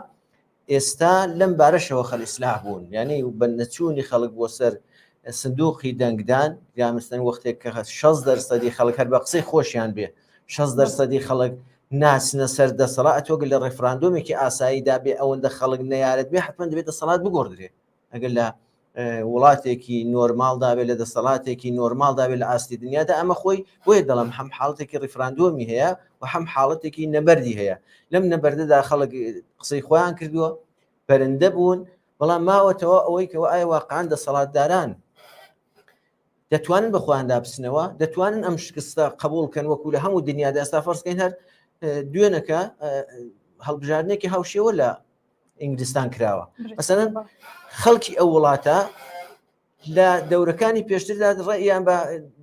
حیزبێک داوە، حیزبی پارێزگاران حدودی 14 ساڵە لەسەر دەسەڵاتە، بەڵام دەبینی لە ماوەیەکی کەمدا حدودی فەرزکە ئینگلیسانی وەختێک خەڵکەکە دێنێت تەسمیم دەگرێت ڕەخنەی لەو دەسەڵاتداری ئێستای هەیە بە شێوەیەکی زۆر زۆر ئازادانە دێ دەنگەدا و پەیامەکەی خۆی دەگەیەنێ. حیزبێکی کە پێشتر شکستی خواردووە 100 یا 200 کورسی هێناوە، ئێستا نزیک بە 400 و 410 کورسی دێنێ. ئەم خەڵکە بۆی مهم نییە کە یعنی مەسەلەی ئیدئۆلۆژی یا مەسەلەی تەعەسوب و ئەوانە نیە، ئەوان دێنن لە فەزایەکی دیموکراتیکدا ڕێیەدەن بەو دەسەڵاتچوون تاقی کراوەتەوە، تووشی قەیرانی ئابووری کردوون، نەیتوانیوە سەرکەوتوو بێ، زۆر کێشەی لە کۆمەڵایەتی بۆ دروست کردوون، ئەو خەڵکە دێنێ دەسەڵاتێکی دیکە تاقی دەکاتەوە. بەڵام لە کۆماری ئیسلامیدا ئەوە نیە، چونەم دەسەڵاتە کە هاتۆتە سەرکار دەڵێ بتێونەتێ هەر ئەوەم من کەست بۆ دیاری دەکەم کە تۆ دەنگیان پێ بدە، ینی تۆ ئێستا بەسەر 8 نەفەری دیاری کردبوو کە ئێستا 2 نەفەریان ماوەتەوە، لەو 8 نەفەر هەر کامێکیان بووان بۆ ئەو فەرقی نەبوو، ینی هەرکێک کامێکیان ڕێی بێننەوە هەر سەرکەوتنەکەی لەو بارەوە بۆ کوماری ئیسلامی و هەر مۆرەکانی ئەون. بەڵام لێرەدا شتێکی کە بۆ خەڵک ماوەتەوە بە بەشداری نەکردن لەم هەڵبژاردنەدا بە کەمترین ئەو ئاست کە بچنە بەر دەم سندوقەکانی دەنگدان دەتوان پەیامەکان بگەێنن و لە ئاستی دنیادا وەکو سەرکەوتنێک بۆ خەڵک تۆمار بکرێت. بەڵێ کاک سایاماژت پێکرد ئەوەی کە ئەم دەسەڵات بەوانە ناگۆڕدرێ بڕیادە ڕێبەرە حاکمی سوپای هەسارانەوە ئەم سەر و کۆمارێکە دیاری دەکرێت تەنیا داوەڵێکە ئەی بۆچی گرنگە ئەم هەڵبژاردنە بایکوت بکرێت و ڕژیمی کۆماری ئیسلامی نەتوانێت وەکو خۆتان باستان کە ژەستی پێوە بگرێت ڕووبە دەرەوەی وڵات. ئێمە کتومان ئێستا مەسەلەن ئێستا ئەمڕۆکە هەڵبژاردنێک هەیە بە حیساب کاندیدەکانی وازیا کردوەوەی کیانسەر بە ڕیفۆرم خوازەکانە یەک کیانسەر بە بناژۆ خوازەکانە لە ئەساسیشدا تۆ چاودێ بکەی هیچ فەرقیان نێت، چون هەر ئەوەی کە ئەوڕۆ پێی دەڵێن ڕیفۆرم خواز خۆی کەسێکە کە وەختێک باسی گوزەشتەی دەکەن یا پەروەندەی هەڵدەدەیەوە یەکێک لە درەوترین ئینسانەکان بووە، یەکێک لەو کەسانە بووە کە دژیژنتر بووە لە زۆربەی ئەو کەسان ئیفتخاریش دەکا بە کردەوەکانیەوە لە سەردەمێکدا کە یەکێ لە دەسەڵاتدارانی نێو زانکۆکان بووە یا دەستی ڕۆیشتووە کە بتوانێت لەسەر مەسەلەی حیزابەوەوانە پێشنیار بە دەوڵەت بە مەجلیس و یا لایحە پێشکەش بکەوانە تەسویب بکرێت. بەڵام ئەمڕۆکە بۆتە ئیسلاخواز و دێنن بەم شێوەیە گاڵتەجارێکی هەڵبژاردن دەخەنەڕێ، هەر کامیان ڕێی بێنەوە بۆ کۆماری ئیسلامی فەرق ناکات، بەڵام دەیانێ بەم شێوە خەڵکی پێ خەڵەتێنن. خەڵکی ئێرانیش واقعان هەمدەستی بەناو ڕیفۆرم خوازەکانی خوێندێتەوە و ماهیەتی بناژۆ خوازەکانیش دەناسن. بۆیە دەڵم لەم نەبەردەدا ئێستا خەڵک دەگەڵ ئەوەی کە لە ماڵە دەمێنێتەوە لەگەڵ ئەوەی کە ناچێتە سەر سندوقەکان بەم شێوە پەیامی خۆی دەگەێنێ، پەیامی نای خۆی دەگەێنێ. ئەمە نەبەردێکی نەرمە، نەرمتر لە هاتنە خیابان و ئەوەی کە فەرزکەی بڵێن خۆپیشاندان و تێکەڵچوون لەگەڵ هێزەکان دەژێن، بەڵام بەم شێوەیە پەیامێکی نەرم بە تەواوی دنیا دەگەێنێ کە ئەم دەسەڵاتەی ناوێت. بەڵام گرنگە دەبێت ئەم دەسەڵاتەش حاڵی بێت کە بە بڕوای من لە مەسلەکە حاڵی بۆیە کەسێکی وەکو خامنەی کە تا پێشتەوە لە پێشتیشە ئاماژەم پێکرد بۆ خۆی ڕەخنەی لە وڵاتانی دنیا دەگرێت دەیکودێمە لە کۆماری ئیسلامیدا هیچ وەخت مەسەلەن بەشداری خەڵکمان لە 60-70% نەهاتۆتە خوارێ، ئەوانە خەڵکەکەیان 30% یا 20% بەشداری دەکەن ژێستی پێوە دەکردن، بەڵام ئەم خۆی ئێعترافی بەو شکستە کرد کە ناچار بوو بڵێ ئەو خەڵکەی کە هاتوون هەمویان دوژمنی ڕژیم نین، چون ناتوانێت ئەم هەموو خەڵکە بە دوژمنزانی دێ پاشە کشێ بکات. بەڵام دێ ئەمەش خۆ نەوعێک ئەوان فریبیە بە نەزەری من کە خەڵک لێ حاڵ. کاک سعید بە بەشداریکردن یان نەکردنی خەڵک نەکردنەکەیان کە زۆر وازەحە بە بەشداریکردنیشیان خۆ بە شتێک ناگۆڕدرێت، چون هەڵبژاردنەکە مهندسی شدەیە. ئێستا بە هەر حاڵ تاک و ئاخری شەو بەیانی تای نەکرێت کە کێ ئەبێت تا سەر و کۆماری داهاتوو ئێران داهاتوو شۆ نەبینن. ئەوەی کە لەسەر مەسلەی ئەوەی کە کاندیدانە کامیان لە سندوق دێنە دەرێ ئەوە زۆر گرنگ نییە، هەر کامێکیان بن ئێستا سەر بە ڕیفۆرم خوازەکان بێ یا سەعیدی جەلیلی بێ کە بە حساب سەر بە بناژۆ خوازەکانە هیچ جیاوازیەکی نیمە لەسەر ئەو بەشە قسە نەکەین کە معلومە. بەڵام ئەوەی کە ئێمە داهاتوو چۆن دەبینین ئێمە دەبینین هەتا هاتووە کۆمەلگای ئێران سیاسی تر بووتەوە خەڵکەکە مەرحەلە بە مەرحەلە گەیمە چاو لە ئاخێزەکانی ساڵانی ڕابردوو بکەین لە ڕیفۆرم خوازەکان گوزەراون ئومێدێکیان بە ڕیفۆرم لەو دەسەڵاتەدا نەماوە و پەیامی خۆیان لە جەریانی شۆڕشی ژینادا بەگوێی دەسەڵات داداوە بە شێوەیەکی زۆر بەرین و بەربڵاو هاتنە مەیدان و لەگەڵ ئەم دەسەڵاتە دەستەویەخە بوون و تا ئاستێکی زۆر هێڵە سوورەکانیان بەزان پاشەکشیان پێکردووە بە بڕوای من لە داهاتووشداوە خودی ئەم هەڵبژاردنە دوای مەرگی ڕئیسی و ئەم هەڵبژاردنە خۆی نەوعێک ڕیفراندۆمە کە کۆماری ئیسلامی ئەگەر بە شێوەی پێشتر لە بەرابەر خەڵکە بجوڵێتەوە بوەستێتەوە بێگومانم کە تەمەنی کورتتر دەبێتەوە و لە هەڵدێری مەرگ نزیکتر دەبێتەوە و دوای ئەم هەڵبژاردنەش حتمما کۆماری ئیسلامی دەبێت یا پاشەکشە بکات هێندێک ریفۆرم قبول بکات ئەگە بێت بڕێک وەزعەکە ئارام کاتەوە دەنا بێگومان ئاڵۆگۆڕ لە ئێراندا ڕووەدا و دەسەڵاتی کۆماری ئیسلامیش هەروەک زۆر کەس پێشبینی کرۆ یا باس کراوە ڕەنگە ئەمە لە کۆتا هەڵبژاردنەکانی بێ یا هەندەی بەرەوە نەمابێت کە بتوانێت مانۆڕی لەم شێوەیە لە داهاتوودا بداتوە بتوانێت خەڵکی پێسەرگرم کات. بەڵێ زۆر سپاس بۆ بەشداریتان کاک سعید. من پرسیارێکم نەماوە ئەگەر بۆ خۆتان سەرتان بۆ بە خەڵقەیە یا قسێکە لە توی بەرنامەکە بتانەوە ئاماژە پێ بدەن فەرموون. منیش سپاسان دەکەم قسە زۆر کرا چون هاوڕیانی هاوڕانی دیکرد لە پێش منە هەر لەسەرەوە مەسەلە قسەیان کرد بەڵام ئەوەی کە هەیە من لێرە فقط وەکو خۆم داوام لە جەماوەری خەڵک ئەوەیە یا تەنانەت ئەو کەسانش کە سەر بە ڕژیمن یا لە بە شێوەیەکی عەلەنی ناتوانن بچن ڕێی بدەنەوە خوان هەڵگرتووە بۆ درەنگ وەخت بە هەر شێوەیەک بێت تەسلیمی ئەو شانتاژ و هەڕەشەکانی ڕژیم بچن دەبێەوە دەبێت ئەوان لێ معلوم بوو بێت کە ئەو خەڵکیان لە پشتا دەبێت نەترسن و دەبێت بێنە ڕیزی خەڵکەوە و ئەوانیش لە نەخدانی کەم بۆ جارێک ناک بە کۆماری ئیسلامی بڵند بۆ حەدانی کەم بۆ داهاتوی خۆیان بە قازانج. زۆر سپاس بۆیەوە کاک سعید ئەمانێ ئەنجامی کۆمیتەی ناوەندیکە بەشدار بوو. زۆر سپاس بۆیەوەش. بەڵێ ئازیزان و خۆشەویستان ڤیدۆی زۆرمان بەدەست گەیشتووە لە ناوەی وڵاتێک هاوڕێیان بۆمانیان ناردووە با بچین یەکێک لەو ڤیدۆوانە ببینین ئەگەڕینەوە.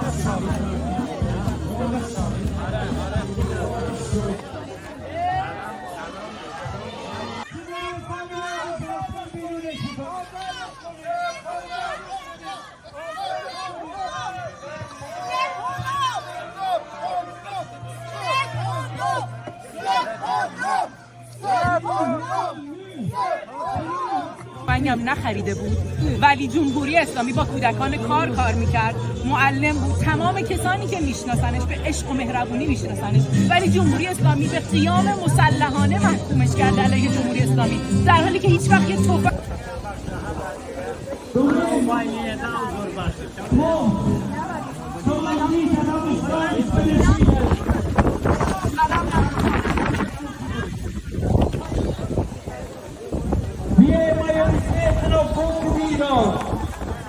Som bojkottade symbolet under förra veckan. Vi står...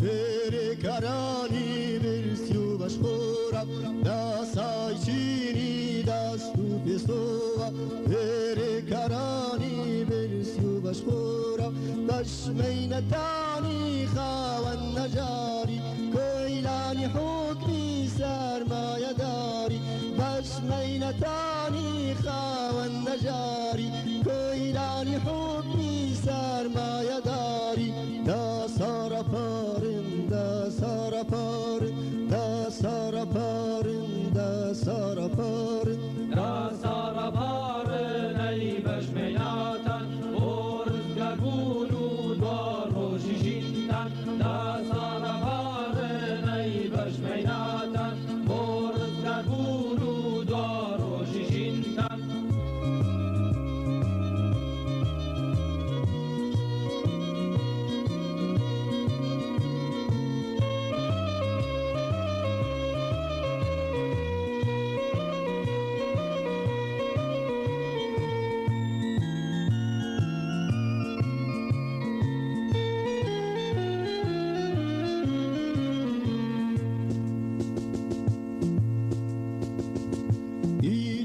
بس به سردانواوی اسکی به دنگی دیلی چوساوی ایتر بس به سردانواوی اسکی به دنگی دیلی چوساوی ایتر بس به جیانی سوستی ایروده یا سای کنا پرستی ایتر بس به جیانی سوستی ایروده یا سای کنا پرستی دا سارا پارن دا سارا پارن دا سارا پارن دا سارا پارن دا سارا پارن ای بشمیناتن برز گربون و دوار روشی جیندن دا سارا پارن بەڵێ ئازیزان و خۆشەویستان ئەو ڤیدۆیانە کە بینیتان سەبارەت بوو بە بایکوتی هەڵبژاردنەکان چ لە ناوەوەی وڵات و چ لە دەرەوەی وڵاتیش. پێشتر ئاماژەم بەوەدا کە کۆمەڵێک زیندانیانی سیاسیش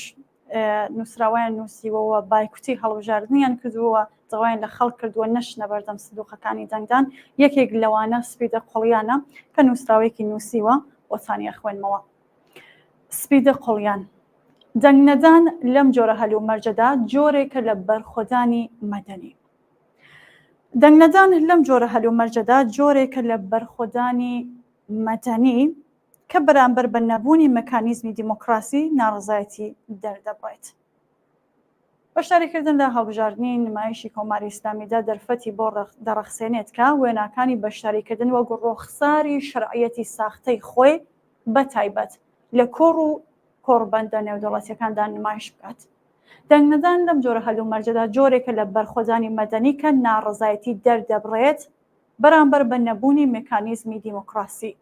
خەڵک بە بەشداری نەکردن لە هەڵبژاردنەکاندا ناڕزایەتی گشتی خۆیان لە دۆخەکە نیشان دەدەن و پەیامێکی گرنگ بۆ کۆمەڵگەی جیهانی سەبارەت بە بارودۆخی نەکبەتی سیاسی کۆمەڵایەتی ئێران دەنێرن. ئەمە بەتایبەت لەو بارودۆخەدا کە کۆماری ئیسلامی لە دوای سەرکوتکردنە توندەکانی و لە ئاخرین جۆرەکانی لە دوای سەرکوتی خۆیناوی بزوستنەوەی ژن ژیان ئازاریدا بە دوای شەرعیەتی جیهانیدا دەگەڕێت. بەرخۆدانی مەدەنی لە جۆری دەنگنەدان پێویستە چالاکانە و بە ئاراستەی بەرەوە پێشبردننی بزوستنەوەی شۆڕژگەرانەی ژن ژیان ئازادی بێت. ئەمە ممکن نابێت مەگەر بە پاراستنی هاوپشتی کۆمەڵایەتی لە نێوان گروپە جیاوازەکان و نەخشاندنە سیاسیەکەی لە پێناو بەدیهێنانی دیموکراسی ڕاستەقینە و ئازادی لە ئێران. بە هیوای ڕووخاندن سپیدە قوڵیان پوشبەڕی 1403 زیندانی ئەبی. بەڵێ ئازیزان و خۆشەویستان ماوەی بەرنامەکەمان کۆتایی پێهات. زۆر سپاس کە بینەرمان بوون، زۆر سپاس بەوە کەسانێکە نامەیان نردووە ڤیدۆیان نردووە حتمما لە درێژە بەرنامەکانی تەلەڤیزیۆنی کۆمەڵە ڤیدۆکانیان بڵاو ئەکرێتەوە. دووبارە سپاس کە بینەرمان بوون و بە هیوای ڕووخاندنی کۆماری پەت و سێدارە ماڵەوە.